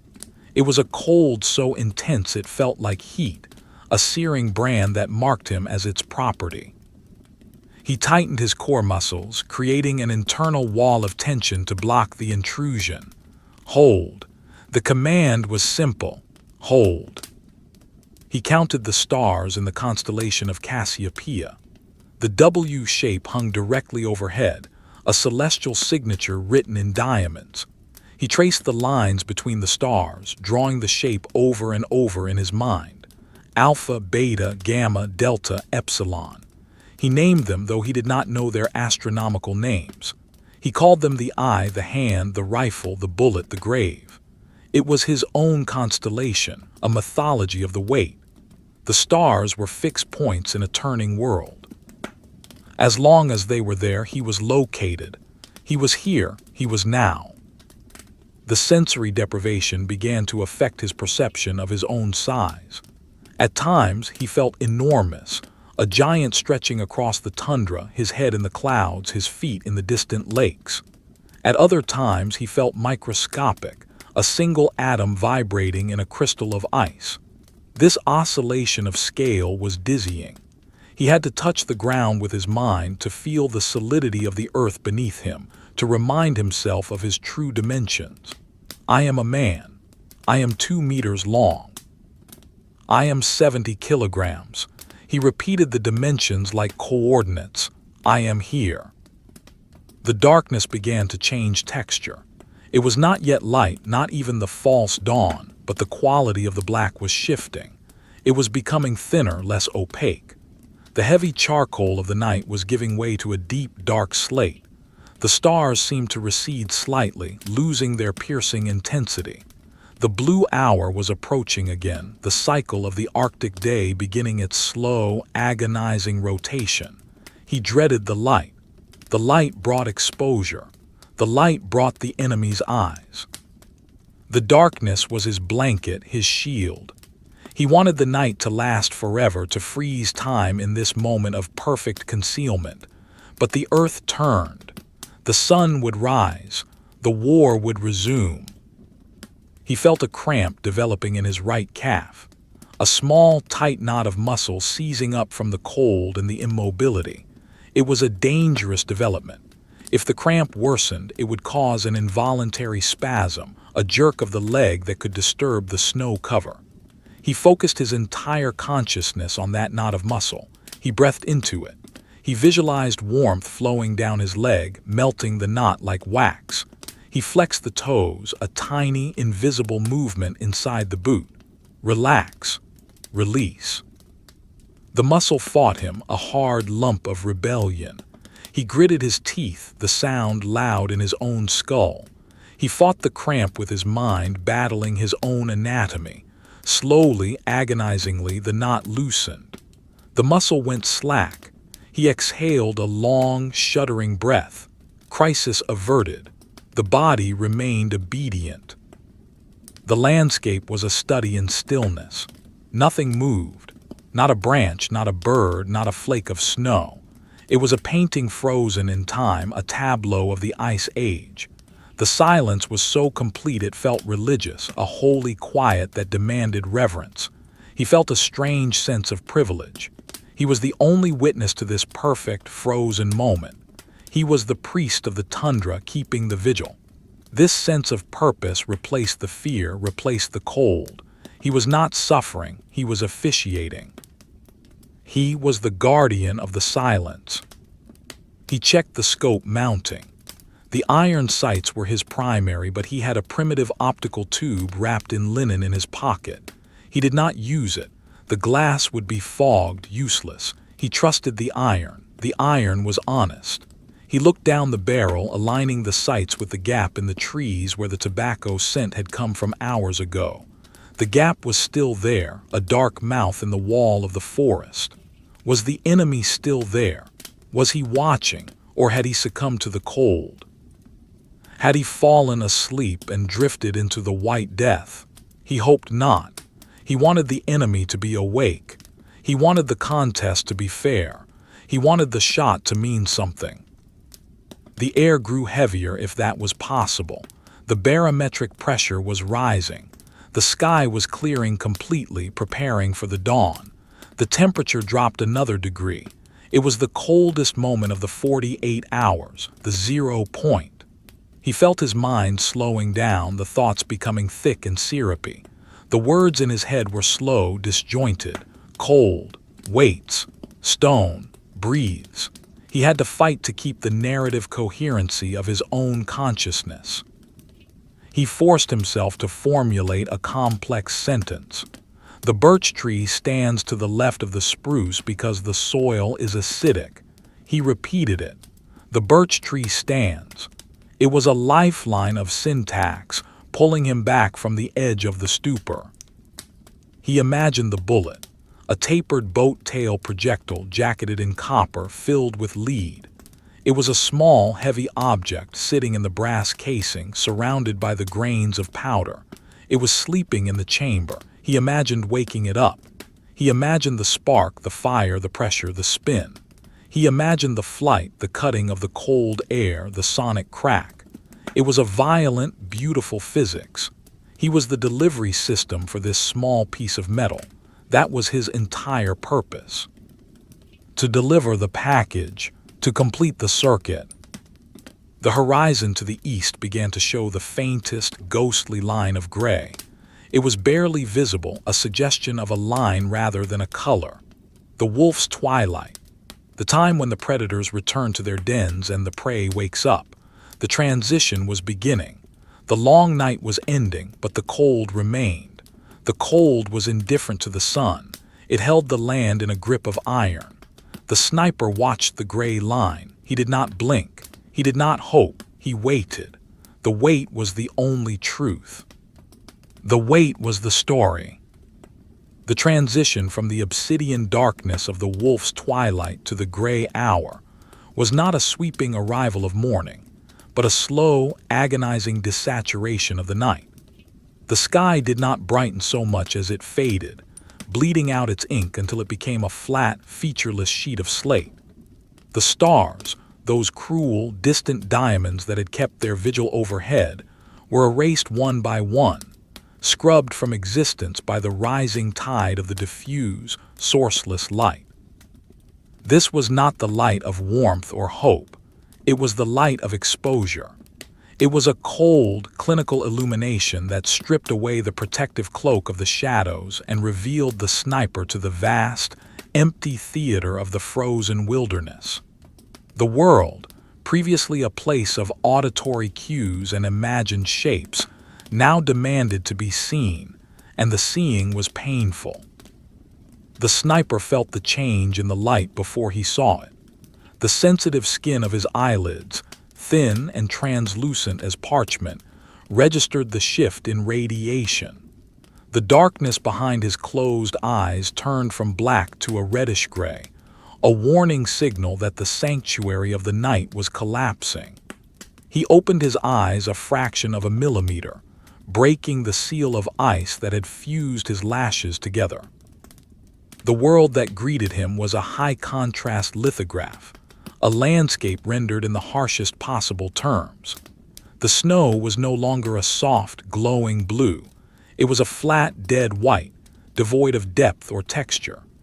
The trees were jagged tears in the paper, vertical rips of charcoal that stood stark and unmoving against the gray sky. The vintage quality of the scene shifted from the soft, blended pastels of the evening to the hard, scratching lines of a silver point drawing. Every twig, every needle, every imperfection in the snow was etched with microscopic clarity. The cold remained absolute. The rising sun, still hidden below the rim of the earth, offered no thermal relief. In fact, the dawn seemed to sharpen the cold, giving it a visual edge. The air was crystalline, so clear that distance collapsed. The tree line, which had felt miles away in the dark, now loomed uncomfortably close, as if the forest had crept forward during the night to surround him. He could see the texture of the bark on the birch trees, the peeling strips of white paper, the black scabs of the lenticels. He could see the heavy, drooping boughs of the spruce, weighed down by the burden of the snow. He felt a sudden, irrational spike of agoraphobia. He was a speck of imperfection on a pristine white sheet, a smudge that needed to be erased. He adjusted his position, a movement so subtle it existed only in the shifting of pressure points. The snow beneath him, melted by his body heat hours ago and then refrozen into a hard mold, cracked faintly. The sound was a pistol shot in his ears, CR rack. He froze, his heart hammering against the wall of his ribs. Thump, thump, thump, thump. He waited for the answering shot, for the whistle of a bullet, for the shout of discovery. Nothing happened. The forest remained indifferent. The silence swallowed the sound, burying it instantly in the vast, dampening field of the snow. But the fear lingered, a cold fluid in his gut. The light made everything louder. The light made everything fragile. He focused on the old man, the twisted birch tree he had watched through the night. In the gray light, the tree took on a new, grotesque character. It looked like a frozen cadaver, its limbs contorted in agony, its skin peeling away to reveal the dead wood beneath. He stared at the base of the tree, searching for the anomaly, the disruption in the snow that would betray the presence of another. There were shadows there, deep pools of gray that the diffuse light could not penetrate. Was there a boot heel in that shadow? A rifle barrel, a breath of steam. He dissected the image, breaking it down into geometric shapes, analyzing the angles. Nature built in chaos, men built in straight lines. He looked for the straight line. He found none. But the feeling of being watched persisted, a prickle on the back of his neck that the wool scarf could not scratch. The wind had died completely. The air was a solid block of glass. This stillness was dangerous. It meant that his own breath, the traitorous cloud of steam, would hang in the air longer, drifting slowly upward like a signal fire. He refined his breathing technique further, inhaling shallow sips of the freezing air, holding it in his lungs until it warmed slightly, then exhaling it through the fabric of his scarf, diffusing the moisture into the wool. The ice mask on his face grew thicker, heavier. He could feel it growing, a coral reef of frost colonizing his chin and cheeks. It was heavy, pulling his head down, but it was also a shield. It broke up the outline of his face, turning him into a faceless mound of snow. The hunger was gone now, replaced by a dull, metallic nausea. The body had switched fuel sources, cannibalizing its own muscle tissue, breaking down the proteins to keep the furnace of the heart burning. He felt a strange lightness, a dissociation from his own physicality. His arms and legs felt miles away, connected to him only by thin, frayed wires of nerve endings. He looked at his gloved hand resting on the snow. It looked like a foreign object, a piece of driftwood dropped there by someone else. He willed the index finger to lift. It hesitated, then rose slowly, trembling with the effort. Down. It fell back. The connection was poor, the signal weak. The cold was winning the war of attrition against his nervous system. He turned his attention to the rifle. The steel of the barrel had taken on a dull, matte gray finish in the dawn light. The frost that had accumulated on it during the night had sublimated, leaving behind a dry, dusty residue of ice. He checked the front sight post. It was clear, a sharp black silhouette against the white background. He checked the rear sight. Clear. He did not touch the bolt. To touch the metal now would be to risk the stick, the instant bonding of skin to steel. He treated the weapon with a reverent distance. It was the altar of his vigil, the holy relic that justified his suffering. The light continued to strengthen, pushing the gray toward a blinding, clinical white. The white hour was approaching. This was the time of the snow blindness, the Lumisochius. The ultraviolet radiation from the invisible sun would bounce off the millions of ice crystals on the snow's surface, creating a chaotic, omnidirectional glare that could burn the retinas in minutes. He narrowed his eyes to the merest slits, filtering the light through the screen of his frozen lashes. The world became a shimmering, unstable mirage. The trees seemed to vibrate. The snow seemed to boil. He saw spots of color dancing in his vision, purple, green, orange. These were the warning signs. The eyes were failing. He reached into his mind for the dark room, a visualization technique he used to rest his vision. He imagined himself in a cellar deep underground where the walls were black earth and the air was thick and dark. He retreated into this mental bunker, shutting out the glare, letting the purple spots fade. He held the image for a count of 60. 1, 2, 3. The darkness was soothing, a cool balm for the burning nerves. When he opened his eyes again, the world had stabilized. The trees were still. The snow was solid. but the glare remained, a constant, abrasive pressure against his pupils. A raven called from somewhere behind the tree-lined croak. It was a harsh, guttural sound, rasping and dry. It sounded like a stone grinding against a stone. The bird did not appear. It remained a voice in the void, a commentator on the desolation. The sound was a relief. It broke the monolithic silence, proving that time was still moving, that life still existed in some form. He waited for the bird to call again. It did not. The silence rushed back in, filling the space instantly, heavier than before. He thought of the enemy sniper's eyes. Was he suffering the same glare? Was he squinting through the same frozen lashes? The thought gave him a grim satisfaction. The sun was an equal opportunity torturer. It did not care about uniforms or flags. It burned the retina of the invader and the defender alike. They were united in their blindness, two men staring at each other across a field of white fire, unable to see what they were looking for. This shared suffering created a perverse bond. He felt closer to the invisible man in the trees than he did to the officers in the warm bunkers miles behind the lines. They were the practitioners of the ice. The others were merely tourists. The landscape began to reveal the subtle topography that the darkness had hidden. The flat field was not flat. It was a series of low undulations, frozen waves of an ancient sea. He saw the dip in the ground 20 meters to his left, a potential defilade. He saw the rise to his right, a wind-scoured ridge that offered a commanding view but no cover. He mapped these features onto the grid in his mind, updating his tactical appreciation of the terrain. The snow was a book, and the light was finally allowing him to read the pages. He saw tracks, faint, almost filled in by the drift, but unmistakable. A hare had crossed the clearing during the night, passing within 10 meters of his position.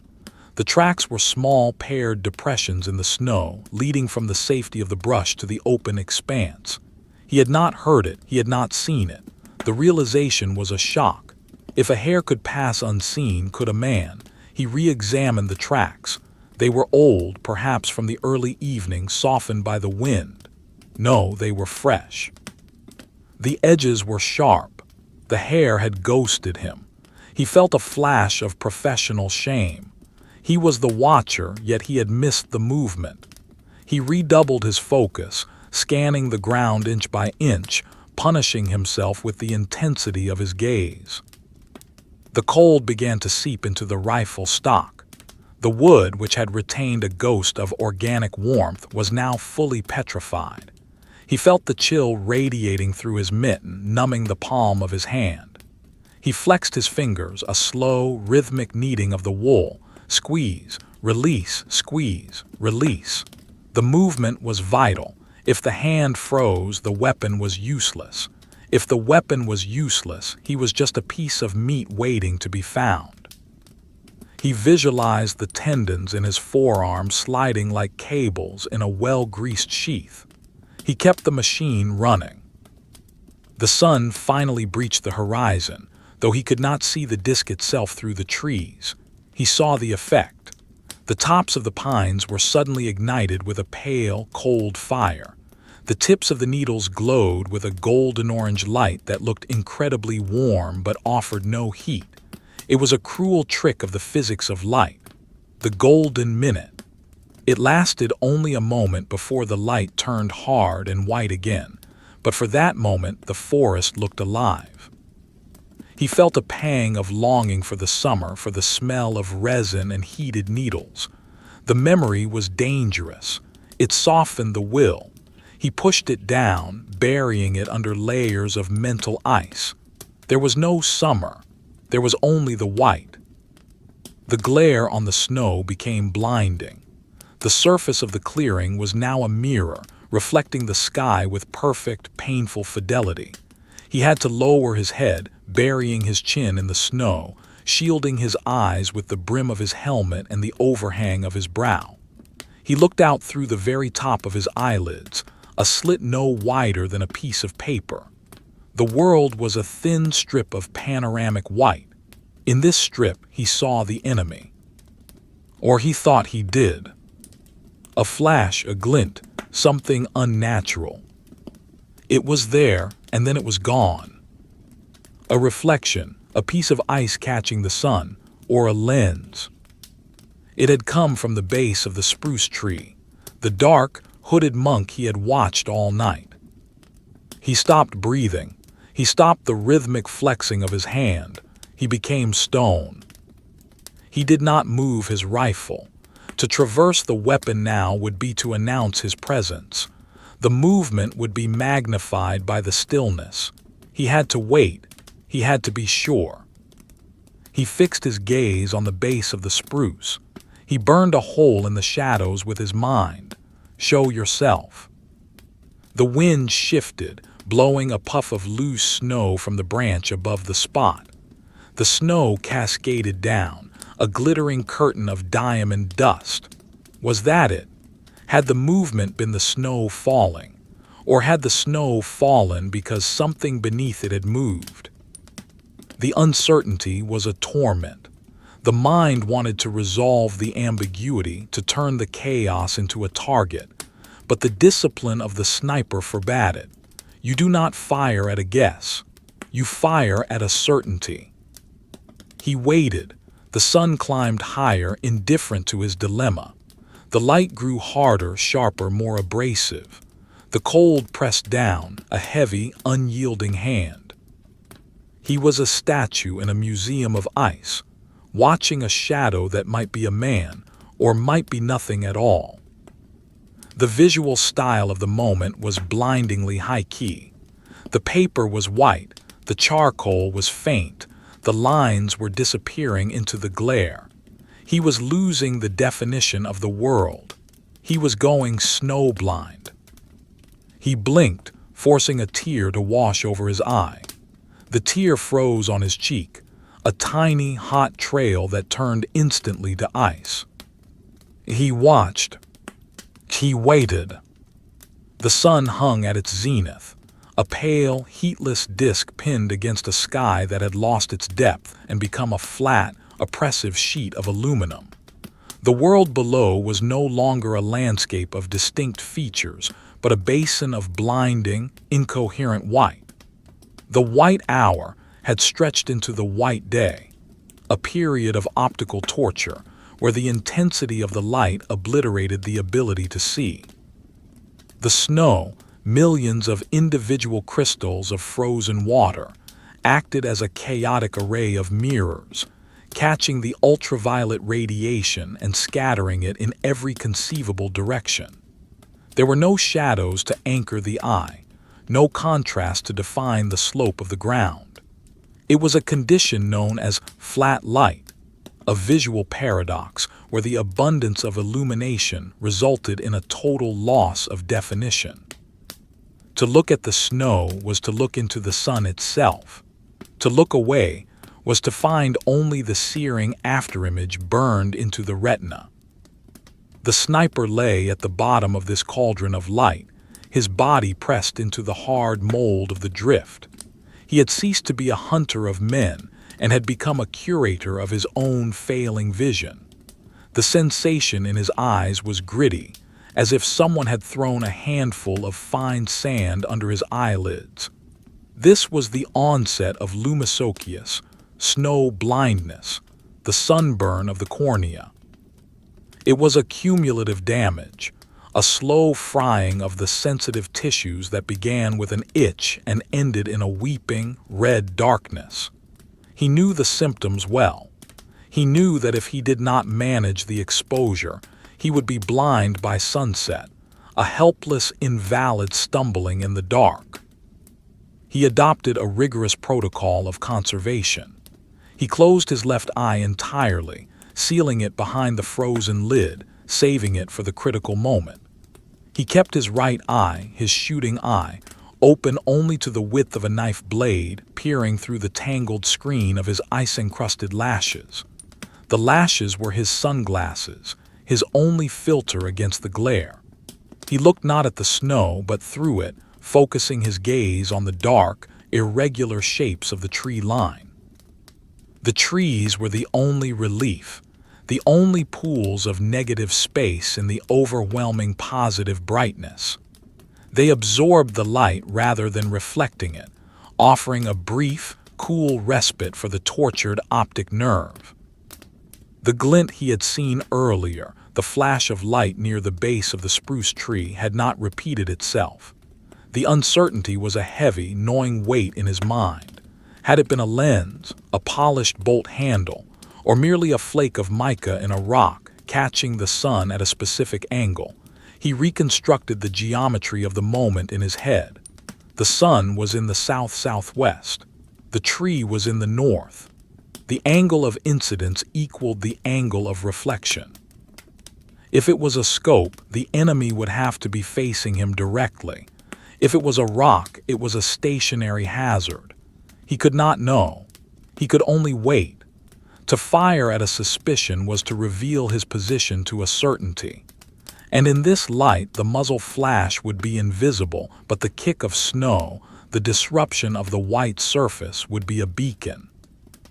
He decided to test the enemy with patience.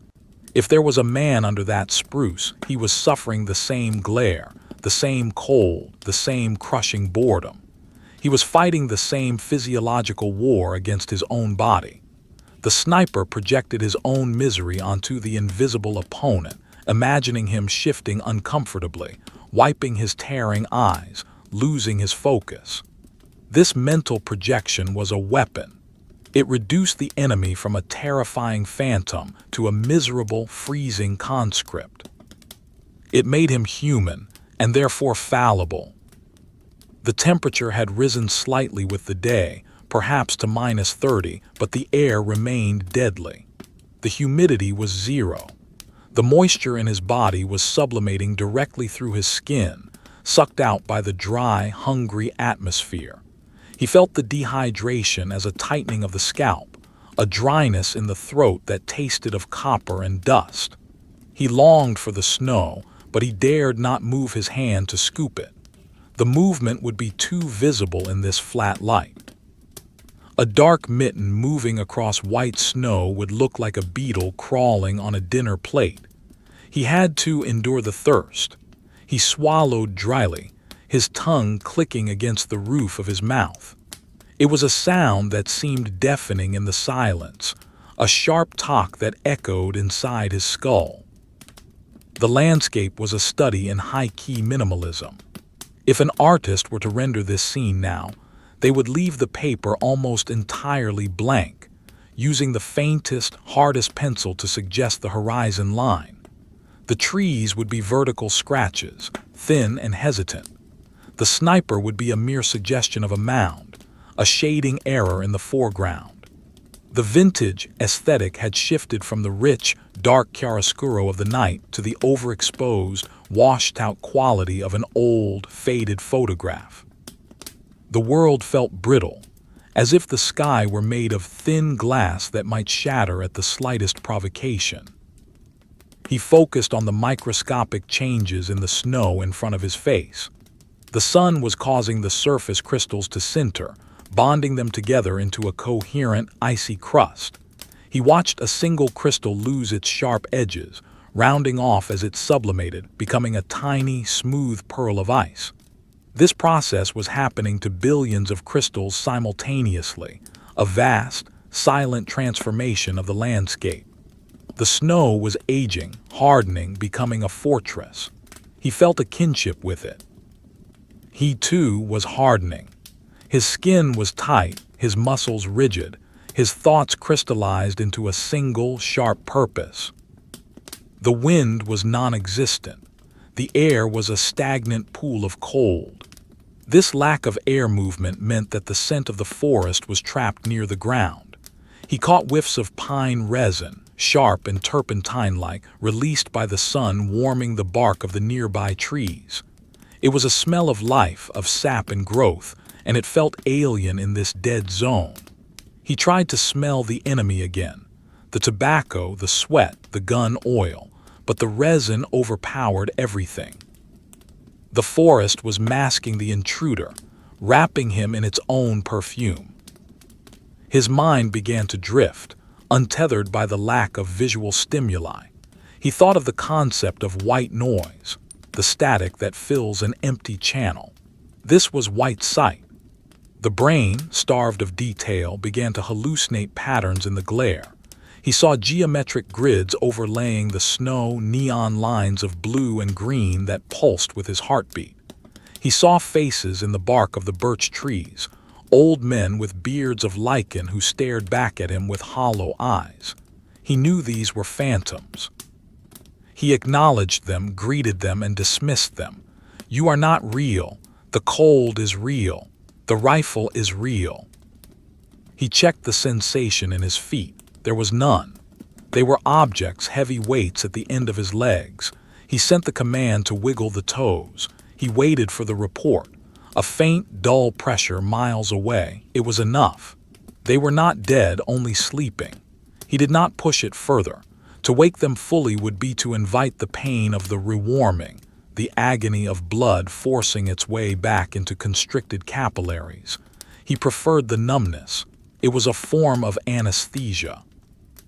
The sun began its slow descent towards the west, and the angle of the light shifted. The flat, featureless white began to regain some texture. Shadows, faint and blue, started to stretch out from the base of the trees. The golden minute of the dawn was not repeated. The afternoon light was colder, bluer, leaning towards the violet end of the spectrum. The glare lessened, the intensity dropping from blinding to merely painful. He opened his left eye, blinking rapidly to clear the film of mucus and ice. The binocular vision returned, giving him back the depth perception he had lost for hours. The world popped back into 3 dimensions. The tree line receded to its proper distance. The mound of snow in front of him became a solid object again. He looked at the spruce tree. The shadows beneath it were deepening, lengthening. The ambiguity of the glint remained. If it had been a reflection, the sun had moved past the critical angle. The signal was gone, but the suspicion remained. He decided to treat the spruce as a hostile entity. He mentally marked a kill zone around the base of the tree, a box of space where any movement would trigger an immediate reaction. He visualized the crosshairs settling on that dark patch of shadow. He rehearsed the trigger squeeze, pressure, surprise, recoil. A sudden sound, crack whoosh, shattered the stillness.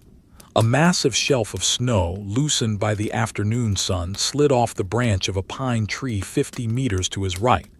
It fell in a white curtain, hitting the ground with a soft, heavy thud that vibrated through the earth. The sniper did not flinch. His training held, but his eyes snapped to the movement, tracking the falling snow.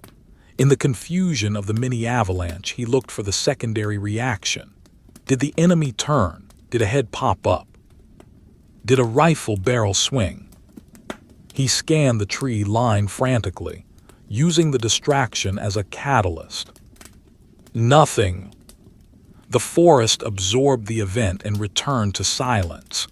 The enemy, if he was there, was as disciplined as he was, or he was dead, or he was never there. The doubt cycled in his mind like a broken record. The thirst became a physical pain, a sharp cramp in the back of the throat. He could feel the skin of his lips cracking, splitting in the dry air. He tasted a drop of blood, warm and metallic. It was the only warmth he had felt in 12 hours. He licked the blood away, savoring the iron. It was a grim nourishment. He remembered the canteen again, the tea, the sugar. He pushed the thought into the later box. Later was a dangerous concept. Later might never come. There was only now. The afternoon wore on, a slow procession of minutes that felt like hours. The light began to fail, the bright white of the day fading into a dull, bruised gray. The gray hour of the evening was approaching, the mirror image of the dawn. The cycle was closing. He had survived the light. Now he had to survive the dark again. The transition was always the hardest part. The eyes had to adjust, the mind had to shift gears from the high alert of the visual hunt to the deep, listening trance of the night. He felt a wave of exhaustion, a heavy, rolling tide that threatened to pull him under. It was the sugar crash of the adrenaline wearing off. The body, having been on high alert for the glint, was now dumping the waste products of stress into his bloodstream. He felt heavy, lethargic.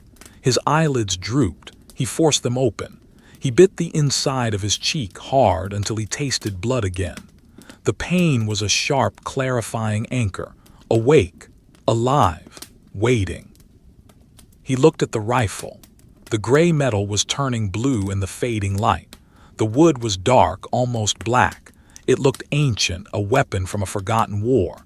He felt a strange affection for it. It was the only thing in the world that did not judge him, did not demand anything from him other than maintenance. It was his partner in the void. He slid his thumb over the safety catch, feeling the knurled metal through the wool of his mitten. It was a tactile reassurance.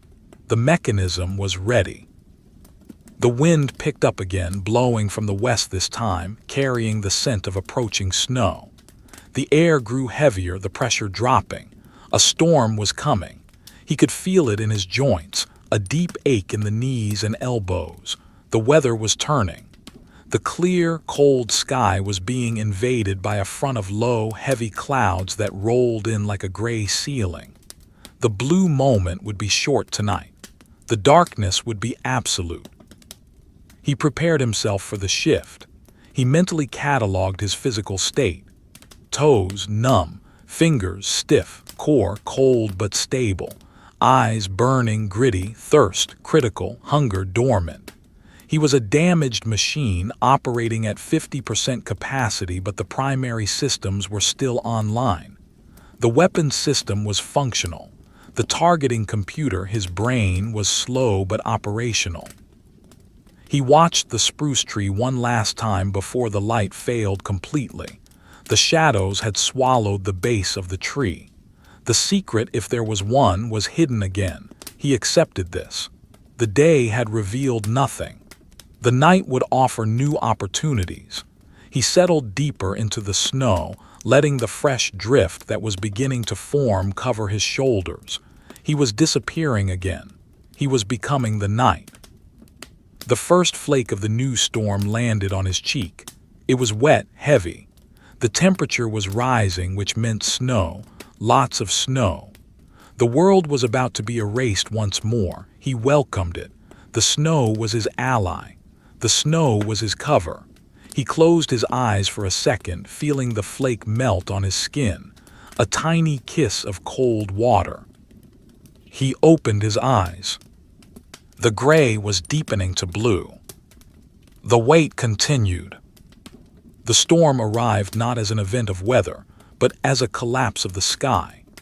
The heavy, bruised clouds that had gathered during the late afternoon finally succumbed to their own weight, descending upon the forest like a leaden curtain. The transition from the gray hour to the black chaos was immediate and violent. The wind, previously a subtle investigator of the tree line, transformed into a blunt instrument, a battering ram of air that shrieked through the pine needles with the sound of tearing metal.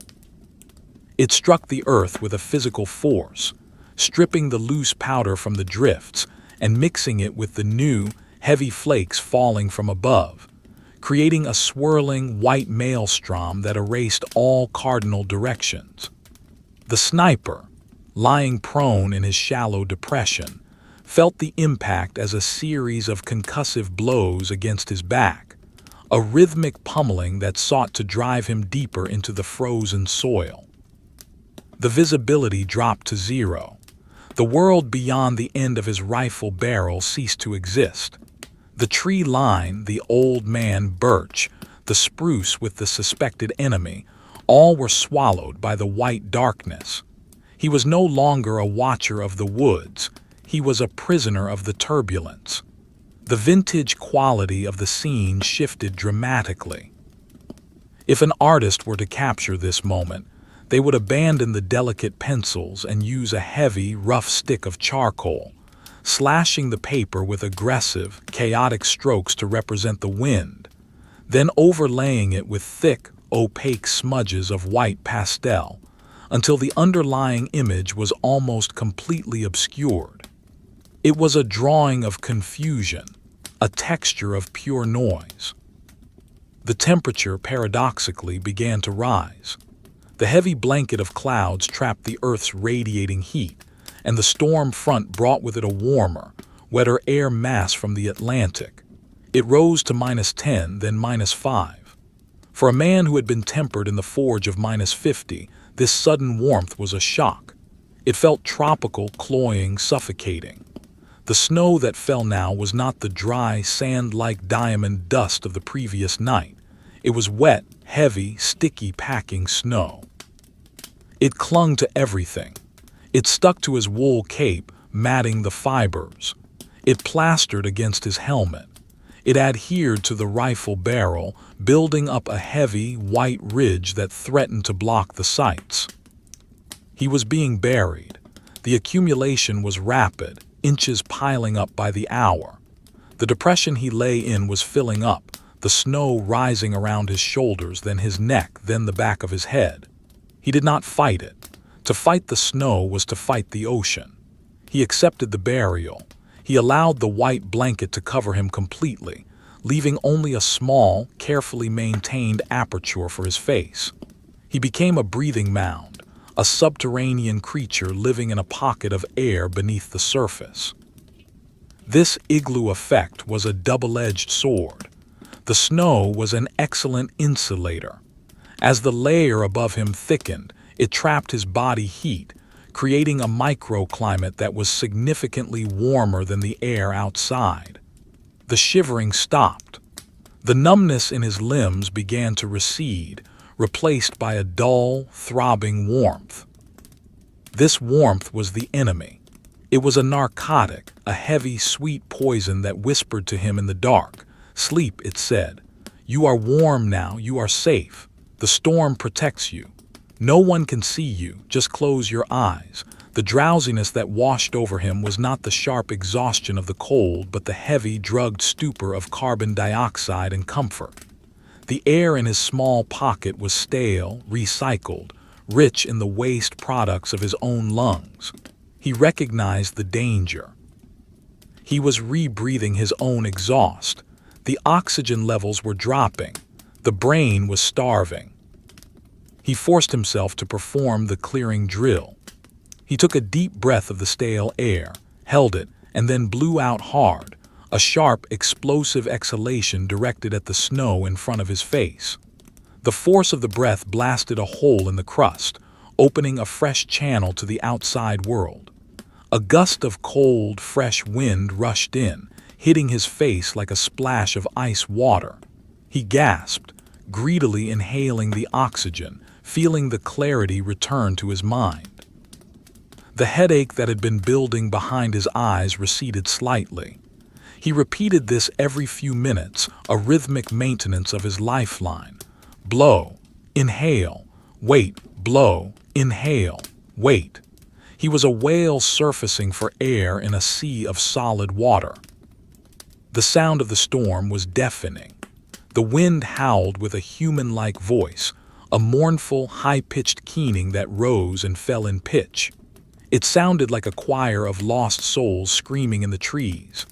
Beneath the high notes, there was a deep bass rumble, the sound of the forest groaning under the assault.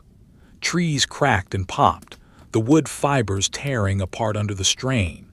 He heard the crash of a falling pine somewhere to his left, a dull thump that vibrated through the ground. The auditory landscape was a wall of noise, a chaotic symphony that masked all subtle sounds. A tank could have driven within 50 meters of him, and he would not have heard it. This acoustic masking created a strange sense of isolation. He was alone in a soundproof booth of noise. The enemy was gone. The war was gone. There was only the storm. He began to hallucinate again, but these were not the visual tricks of the light, they were auditory phantoms born of the wind. He heard his name being called, a clear, distinct whisper right next to his ear. Juhani. He flinched, his heart skipping a beat. He knew it was the wind catching the edge of his helmet, but the voice was so real, so intimate. He heard the sound of a door opening, the creak of hinges, the murmur of a warm room. He heard the crackle of a fire. These sounds were memories, leaking out of the subconscious and overlaying the reality of the storm. He focused on the tactile sensation of the wet snow. It was heavy on his back, a physical weight that pressed him into the earth. He felt like a fossil being formed, layer by layer, sediment by sediment. The pressure was comforting in a way. It held him together. It prevented him from flying apart into the wind. He imagined himself turning into stone, his flesh becoming quartz, his bones becoming granite. The metamorphosis was nearly complete. He was no longer a man waiting. He was a feature of the geology. The rifle was a problem. The wet snow was packing into the crevices around the bolt handle under the sights. If it froze when the temperature dropped again, and it would drop, the weapon would be a block of ice. He had to keep it clear.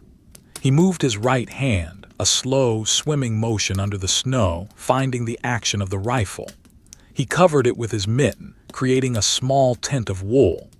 He used his body heat to keep the metal slightly above freezing, sacrificing his own warmth to preserve the machine. The steel felt clammy, sweating with condensation.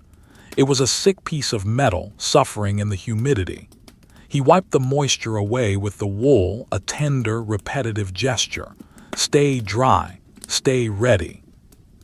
The darkness was absolute. There was no moon, no stars, no gray light. It was a void. He kept his eyes open, but there was nothing to see.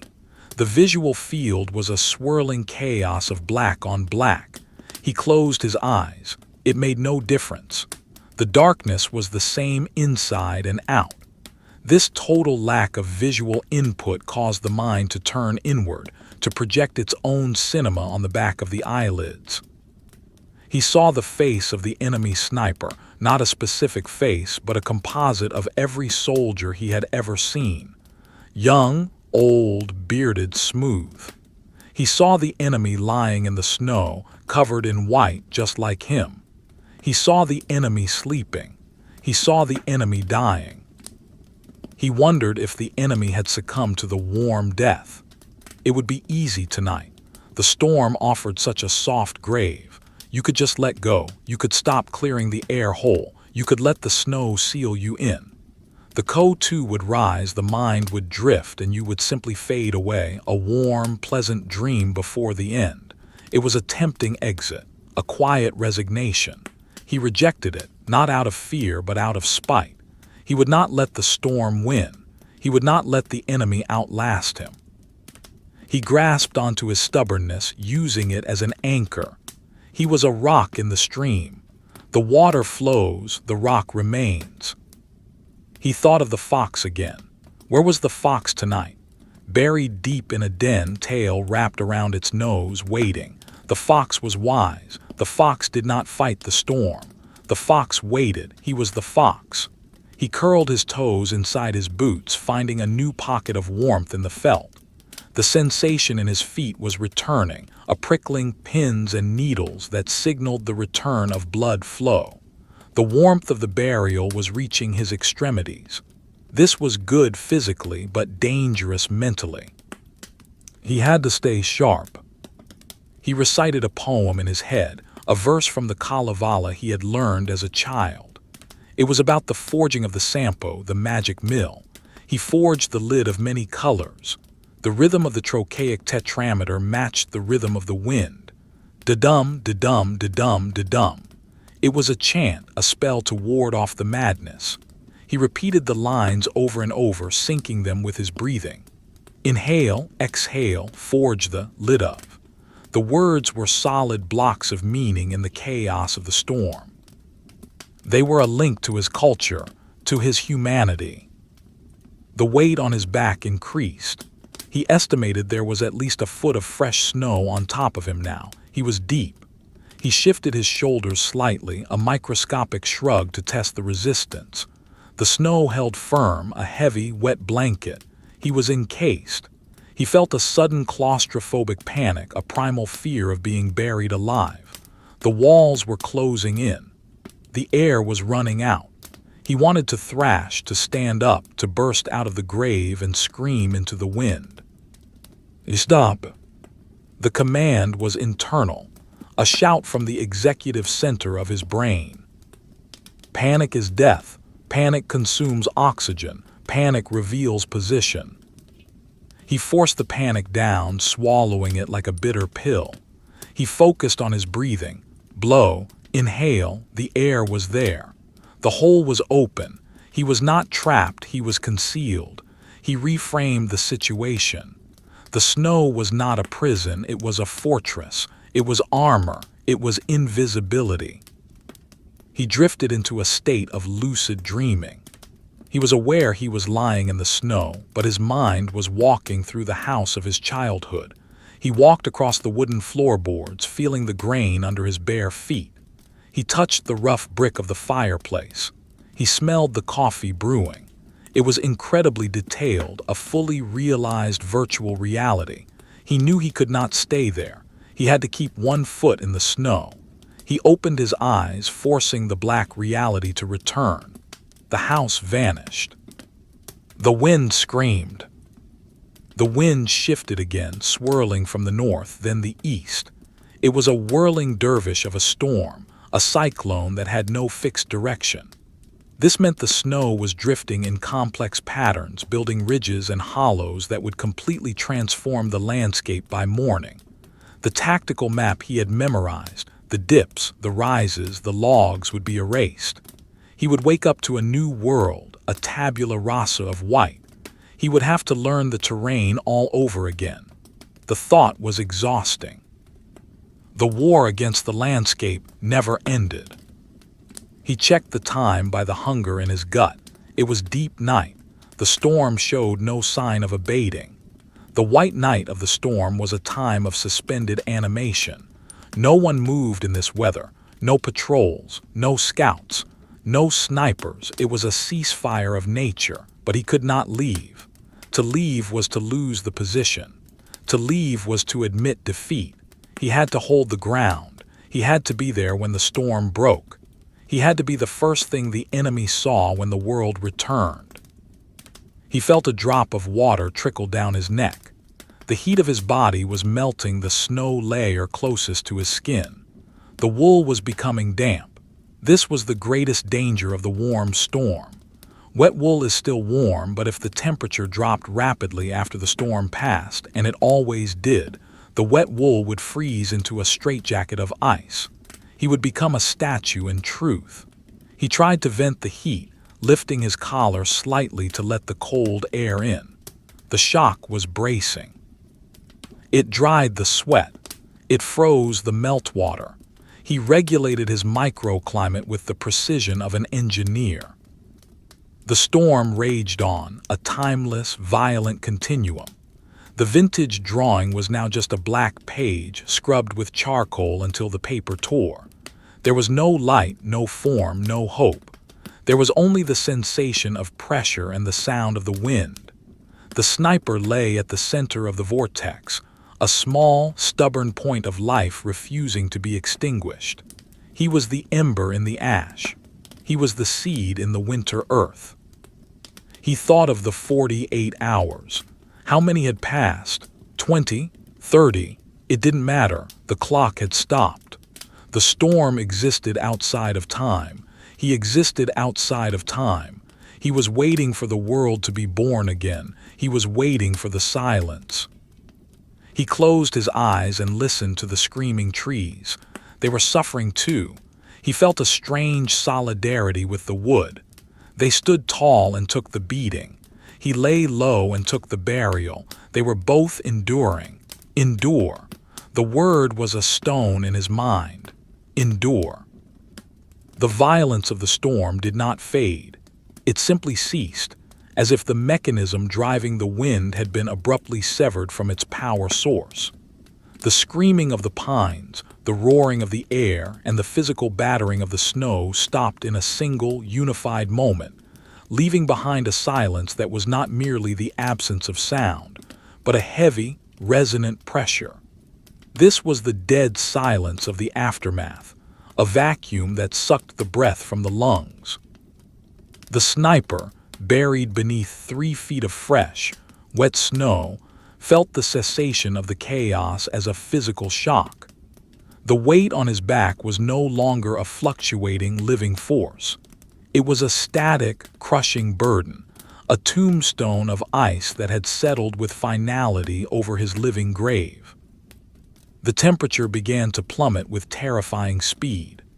The warm front that had brought the heavy snow was swept away by a returning blast of Arctic air, a high-pressure system from the pole that scoured the sky clean and dropped the mercury like a stone. The wet, packing snow that encased him, the snow that had offered a degree of insulation, began to freeze.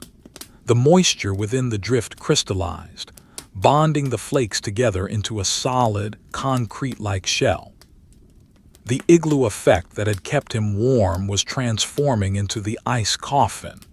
He could feel the change in the texture of the burial. The snow ceased to be a soft, yielding powder and became a rigid, unyielding solid. His wool cape, damp from the body heat and the humidity, began to stiffen, the fibers locking together as the water turned to ice. He was being cast in a mold of his own making. He knew he had to move. If he waited for the flash freeze to complete its work, he would be entombed in a straitjacket of ice, unable to flex a muscle, unable to expand his chest to breathe. The clock was ticking not in seconds but in the rate of crystallization. He began the breakout with extreme caution. He did not thrash. Thrashing would exhaust him and trap him faster. He used the worm technique. He expanded his chest fully, pushing against the weight of the snow, then exhaled, creating a microscopic gap between his body and the shell. He repeated this: inhale, push, exhale, relax. He wiggled his shoulders, a slow, grinding rotation that broke the bonds of the freezing wool. The sound inside the drift was a sickening crunch, like stepping on dry bones. Crack, crunch, snap. He focused on his right arm, the weapon arm. It was buried deep, the hand still tented over the rifle bolt. He needed to free the limb without disturbing the surface excessively. He visualized the arm as a piston. He drew the elbow back, millimeters at a time, compressing the snow behind it, then pushed forward. The friction was immense. The snow was like setting cement. He gritted his teeth, the sound loud in his skull, and forced the movement. The muscles in his shoulder burned, a hot tearing sensation that was a welcome counterpoint to the cold. Slowly, agonizingly, the arm came free. He could rotate the wrist. He could flex the fingers. The weapon was still there, a cold, hard bar of steel beneath the mitten. He needed air. The ventilation hole he had maintained during the storm had iced over, sealed by the flash freeze. The carbon dioxide in his small pocket was rising again, bringing with it the heavy, sweet drowsiness of asphyxiation. He did not panic. Panic consumes oxygen. He reached up with his free hand, his fingers stiff as claws, and scratched at the ceiling of his cave. The crust was hard, a plate of armor. He punched it, a short, sharp jab, thud. It held. He punched again, harder, putting the torque of his shoulder into the blow. Crack. A jagged line appeared in the darkness. A shard of ice fell onto his face. He pushed, and the ceiling gave way.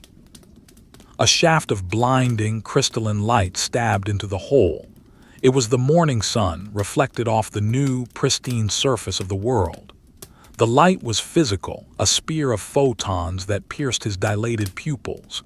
He squeezed his eyes shut, tears streaming instantly, freezing on his cheeks. He lay there for a moment, breathing in the razor-sharp air. It tasted of nothing. It was sterile, empty, devoid of scent. It was the air of a dead planet. He gulped it down, feeling it burn his throat, cooling the fire in his lungs. He was alive. He had surfaced. He rose slowly, breaking the rest of the crust with his shoulders. The sound was deafening in the silence, a series of loud cracks that echoed through the clearing like rifle shots. He froze, half emerged from the snow, a white gargoyle rising from the earth. He waited for the reaction. He waited for the bullet. The forest was silent. The storm had scrubbed the world clean. There were no tracks, no scars, no history. The clearing was a perfect, untouched sheet of white paper, smooth and terrifyingly bright. The trees were heavy with rime, their branches bowed down to the ground, looking like white-robed monks in prayer. The old man birch was gone, buried under a drift, transformed into a shapeless mound. The spruce tree where he had suspected the enemy was a towering spire of ice, its dark needles completely hidden. The visual style of the scene had shifted again. The black chaos was gone. This was the white porcelain phase. The world looked fragile, brittle. The lines were incredibly sharp, etched with a needle on a plate of glass. The shadows were a deep, electric blue, cutting across the white with geometric precision. The contrast was absolute. There were no grays, no softened edges. Everything was hard. Everything was frozen. The vintage pastel drawing had been replaced by a high-contrast photograph, overexposed and stark. He scanned the landscape, his eyes narrowed to microscopic slits against the glare. The snow blindness he had fought the previous day threatened to return immediately. The light was magnified by the fresh crystals, bouncing in every direction. He saw spots of purple and green dancing in his vision. He ignored them. He looked for the disruption. He looked for the other mound. There were dozens of mounds. The storm had created a landscape of hummocks and drifts, burying rocks, logs, and bushes indiscriminately. Any one of them could be a man, or none of them. The uncertainty was absolute. The enemy could be 5 meters away, buried under the same snow, waiting for him to move. Or the enemy could be dead, a frozen corpse under the ice. Or the enemy could have retreated during the storm. He assumed the worst. He assumed the enemy was there, watching. He moved with the slowness of a glacier. He cleared the snow from his rifle scope, brushing the powder away with a feather-light touch. The lenses were dark caves in the white world. He did not look through them yet. He used his iron sights. He checked the action. The bolt was frozen.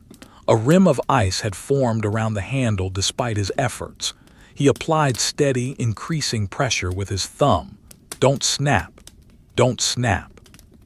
The ice gave way with a sharp clack. He winced at the noise. It sounded like a hammer striking an anvil. He waited. The silence swallowed the sound. He was thirsty. The thirst was a frantic, clawing animal in his throat. He scooped a handful of the fresh, clean snow and put it in his mouth. It melted instantly, a shock of cold water that caused his teeth to ache. He swallowed it, then took another. It was dangerous to eat too much snow. It lowered the core temperature, but he needed the fluid. His blood was thick, sludge-like. He needed to thin it out to keep it moving. He ate the snow methodically, treating it as a ration. One handful, wait, swallow. Repeat. The sun climbed higher, a cold, white disk that offered no warmth. The air remained at -30. The flash freeze had locked the moisture in the trees, and now they began to explode. Bang! A birch tree 50 meters away split down the middle, the sap freezing and expanding with the force of a small bomb. The sound made him flinch, his finger tightening on the trigger. Bang! Another one further away. The forest was shooting at itself. It was a chaotic, random artillery barrage of nature. He used the sounds to mask his own movements. He shifted his legs, breaking the crust around his knees. Bang! He settled into a new firing position. Bang! He aligned his sights on the spruce mound. He watched the mound. It was smooth, perfect. But was there a faint depression on the leeward side, a shadow that was slightly too dark? He focused his attention on that shadow. He imagined the enemy sniper lying there, encased in his own ice coffin, breathing through a straw of snow. He felt a strange, cold empathy. They were two fossils trapped in the same strata. They were brothers in the ice. But the brotherhood was one of death. Only one fossil would walk away. The hunger had vanished completely. His body had entered the final stage of starvation, the ketosis drift. He felt light, ethereal. His mind felt incredibly clear, sharp as a diamond, but detached from reality. He watched his own hands as if they belonged to someone else. Look at that hand, he thought. It is blue. It is holding a rifle. The dissociation was useful. It removed the fear. It removed the pain. He was a floating consciousness, a point of observation hovering over the white field. He began to hallucinate again. This time it was the white stag.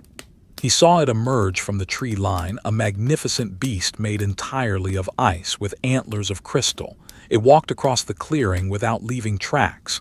It stopped and looked at him with eyes of blue fire. He knew it wasn't real. He knew it was a projection of his starving brain, but it was beautiful. He watched it until it dissolved into a puff of snowdrift. The hallucination was a warning. The brain was running out of fuel. The 48 hours were nearing their end, but the hardest part was the final stretch. The body was failing. The will had to take over. He checked his toes. Nothing, no sensation. They were gone. He accepted this loss. They were the price of the ticket. He checked his fingers. Stiff, clumsy, but functional. He could still feel the trigger. That was all that mattered. He checked his ears. They were burning, a sign of frostbite. He pulled his wool hat down lower, covering them. The wool scratched the raw skin. Good. Pain was life.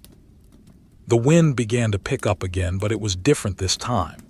It was the clearing wind, a steady, high-altitude draft that polished the sky to a deep, dark blue. The visibility was infinite. He could see for miles. He could see the distant hills, white and smooth as eggs. He could see the smoke of a fire 10 kilometers away. Friendly lines, enemy lines, it didn't matter. They were on another planet. He was here on the ice planet. He returned his gaze to the spruce mound. The sun had shifted, and the light was hitting the snow at a grazing angle. This low-angle light revealed the texture of the surface. He saw something. A series of tiny, parallel lines on the snow crust near the base of the mound. They looked like scratch marks, like someone had brushed the snow away, or like the fabric of a coat had dragged across the surface before the freeze. His heart gave a single, massive thump. Contact. The lines were unnatural. Nature does not make parallel scratches. The enemy was there. The enemy had moved, maybe during the storm, maybe just as the freeze set in. He locked his sights on the area just above the scratches. He visualized the man beneath the snow. He estimated the position of the head, the chest. He did not fire. The snow was thick. A bullet might deflect on the ice crust. It might shatter.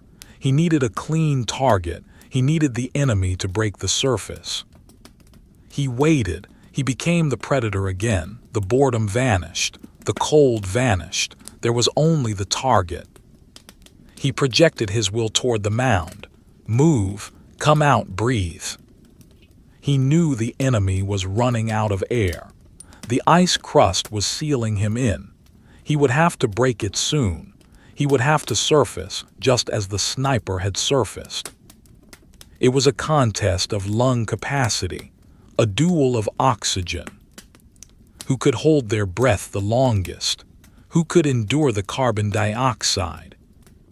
He watched the crust. He saw a tiny flake of snow slide down the side of the mound. Gravity, or movement from within. He tightened his grip on the rifle stock. The wood creaked microscopically. The world narrowed down to that single square meter of snow. The rest of the universe fell away. There was no war, no peace, no history. There was only the white mound and the black iron sight. He felt a sudden, profound calm. This was the moment he had waited 40 hours for, the climax of the wait, the justification of the frostbite. He breathed in slowly, filling his lungs with the sharp, thin air. He exhaled halfway and held it. The sniper's pause, the space between heartbeats. He waited for the crust to crack. The sun was bright, mocking, exposing everything. There were no secrets left, only the timing remained. The white day was a stage, and the actors were in position. He watched the snow, he watched the scratches. He waited. The stillness of the white day was not a peace, but a tension stretched to its absolute limit. A violin string pulled so tight that the air around it seemed to vibrate with a high, inaudible frequency. The sniper watched the mound of snow beneath the spruce tree, his entire existence compressed into the narrow tunnel of the iron sights. The world outside that tunnel, the blinding sky, the frozen birch trees, the vast, indifferent landscape of the Karelian Isthmus, had ceased to matter. There was only the geometry of the shot, the distance, the angle, the wind, and the hidden variable of the living man beneath the crust.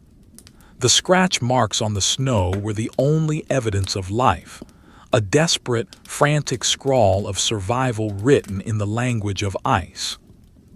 The crust on the mound cracked. It was a subtle movement, a fracturing of the white surface that looked like the breaking of an eggshell. A shard of ice slid away, revealing a patch of darkness beneath. It was the breach.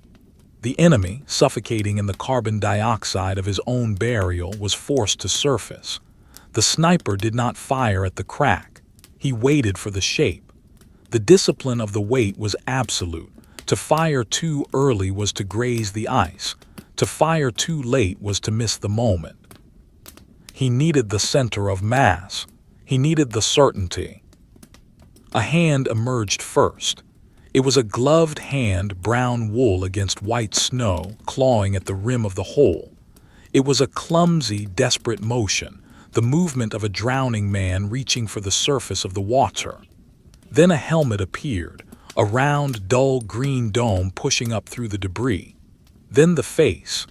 It was a mask of red skin and ice, eyes wide and gasping, mouth open to suck in the freezing air. The steam of the breath exploded into the sunlight, a billowing cloud of white vapor that marked the position like a signal flare. The enemy was looking directly at him, or perhaps he was looking at the sun. In the blinding glare of the snow blindness, the eyes were likely useless, seeing only a wall of white fire, but the sniper saw him. He saw the texture of the scarf wrapped around the neck. He saw the frost on the eyebrows. He saw the humanity of the target. It was not a monster. It was a mirror image. It was a man who was cold, who was tired, who wanted to breathe. The sniper felt no hate.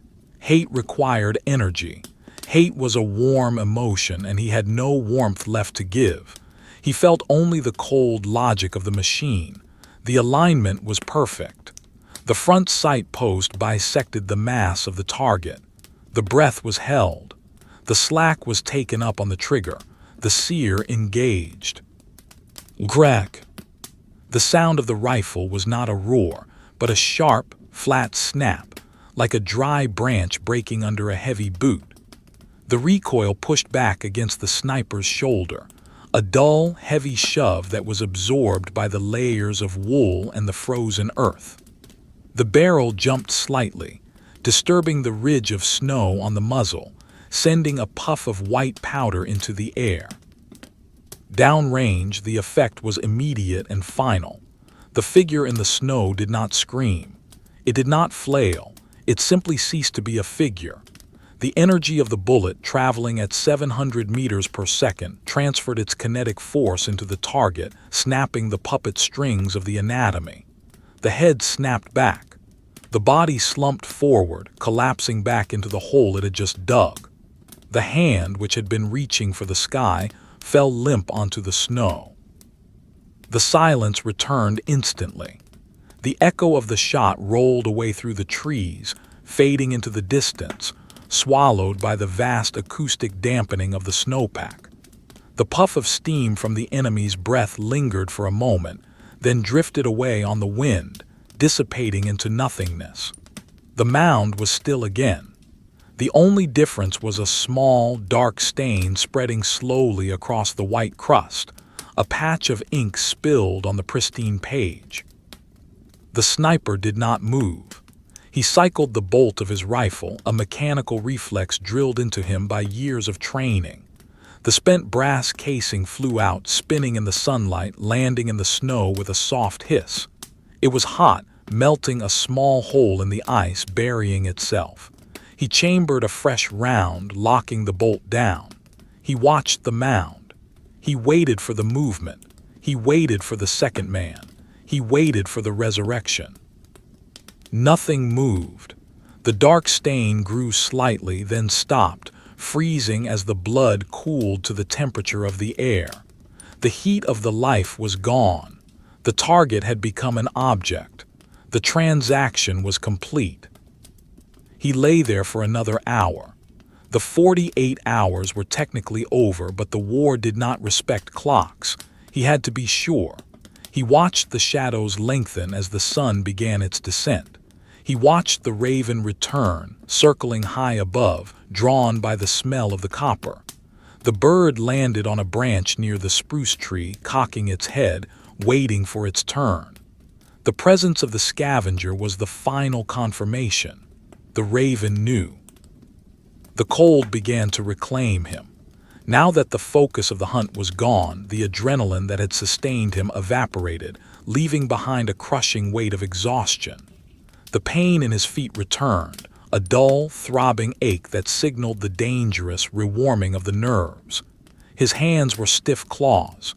His back was a solid block of ice. He knew he had to move. If he stayed any longer, he would never leave.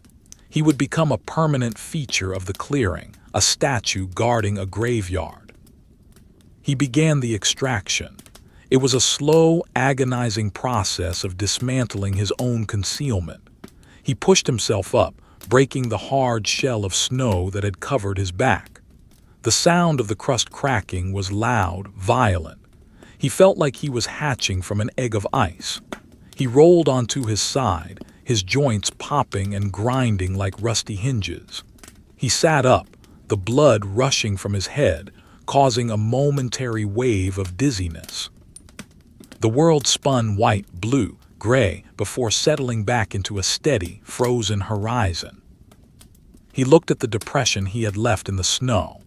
It was a perfect mold of his body, a negative space where a man had existed for 2 days.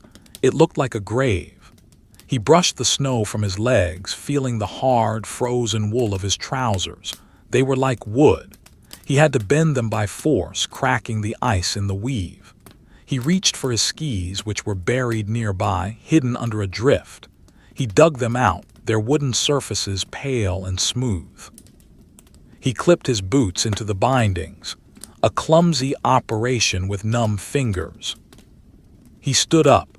The height was disorienting. For 48 hours he had lived at ground level, seeing the world from the perspective of a rodent. Now standing at full height, the forest seemed to shrink. He felt exposed, vulnerable, a giant target painted against the sky. He scanned the tree line one last time. The forest was empty. The enemy was gone. The old man birch was still buried. The spruce tree stood silent, guarding its new secret. He turned his back on the clearing. He did not look at the mound again. There was no need. He knew what death looked like. He pushed off with his poles, the skis hissing on the hard, wind-scoured snow. Swish, swish, swish.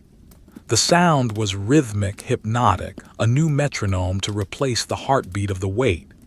He moved slowly at first, his muscles protesting the motion, but as the blood began to circulate, he found a rhythm. He was a ghost gliding through the trees, a white shadow moving against a white background. The journey back to the lines was a blur of physical sensation. The wind in his face was sharp, biting. The sun, now low in the west, cast long blue shadows that stretched across his path like bars of a cage. He crossed the frozen lake, the ice booming beneath his skis, a deep, resonant drumhead that reminded him of the fragility of his passage. He skied through the burned forest, where the black skeletons of trees stood like charcoal drawings against the sky. He skied past the frozen horse, a statue of war that had been there for weeks, its legs stiff in the air. He reached the friendly lines at dusk. The sentry, a young boy with fear in his eyes, challenged him. Salasana, password. He whispered the word. His voice was a rusty croak unused for 2 days. Sisu. The sentry lowered his rifle, nodding. He looked at the sniper with a mixture of awe and pity. The sniper did not return the look. He looked through the boy, staring at the warmth of the dugout behind him. He entered the dugout. The heat hit him like a physical blow. It was a wall of thick, humid air smelling of unwashed bodies, tobacco smoke, and boiling cabbage. It made him nauseous. It was too warm, too loud, too alive. He stripped off his white cape, the fabric stiff and crusted with ice. He took off his helmet, his wool hat. His hair was matted, frozen to his scalp. He sat down on a wooden bench, his movements slow and mechanical. Someone handed him a tin cup of tea. It was hot, sweet, and black. He held it in his hands, feeling the heat seep into his frozen palms. He did not drink it immediately. He just held it, letting the warmth prove that he was still in the land of the living. He looked at the other men in the dugout. They were talking, laughing, cleaning their weapons. They seemed like a different species, creatures of fire and noise. He was a creature of the ice. He felt a profound disconnect. He had left a part of himself in the clearing, buried in the snow next to the enemy.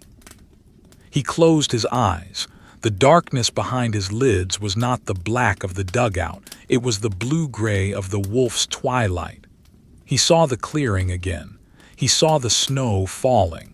He heard the wind. The 48 hours were over, but the wait was not. The wait was internal now. It was a condition of the soul. He drank the tea. It burned his throat, a good, sharp pain. He felt the sugar hit his blood, a tiny spark of energy. He opened his eyes. The vintage drawing of the dugout was warm, rendered in browns and ochres with soft, yellow light from the lantern.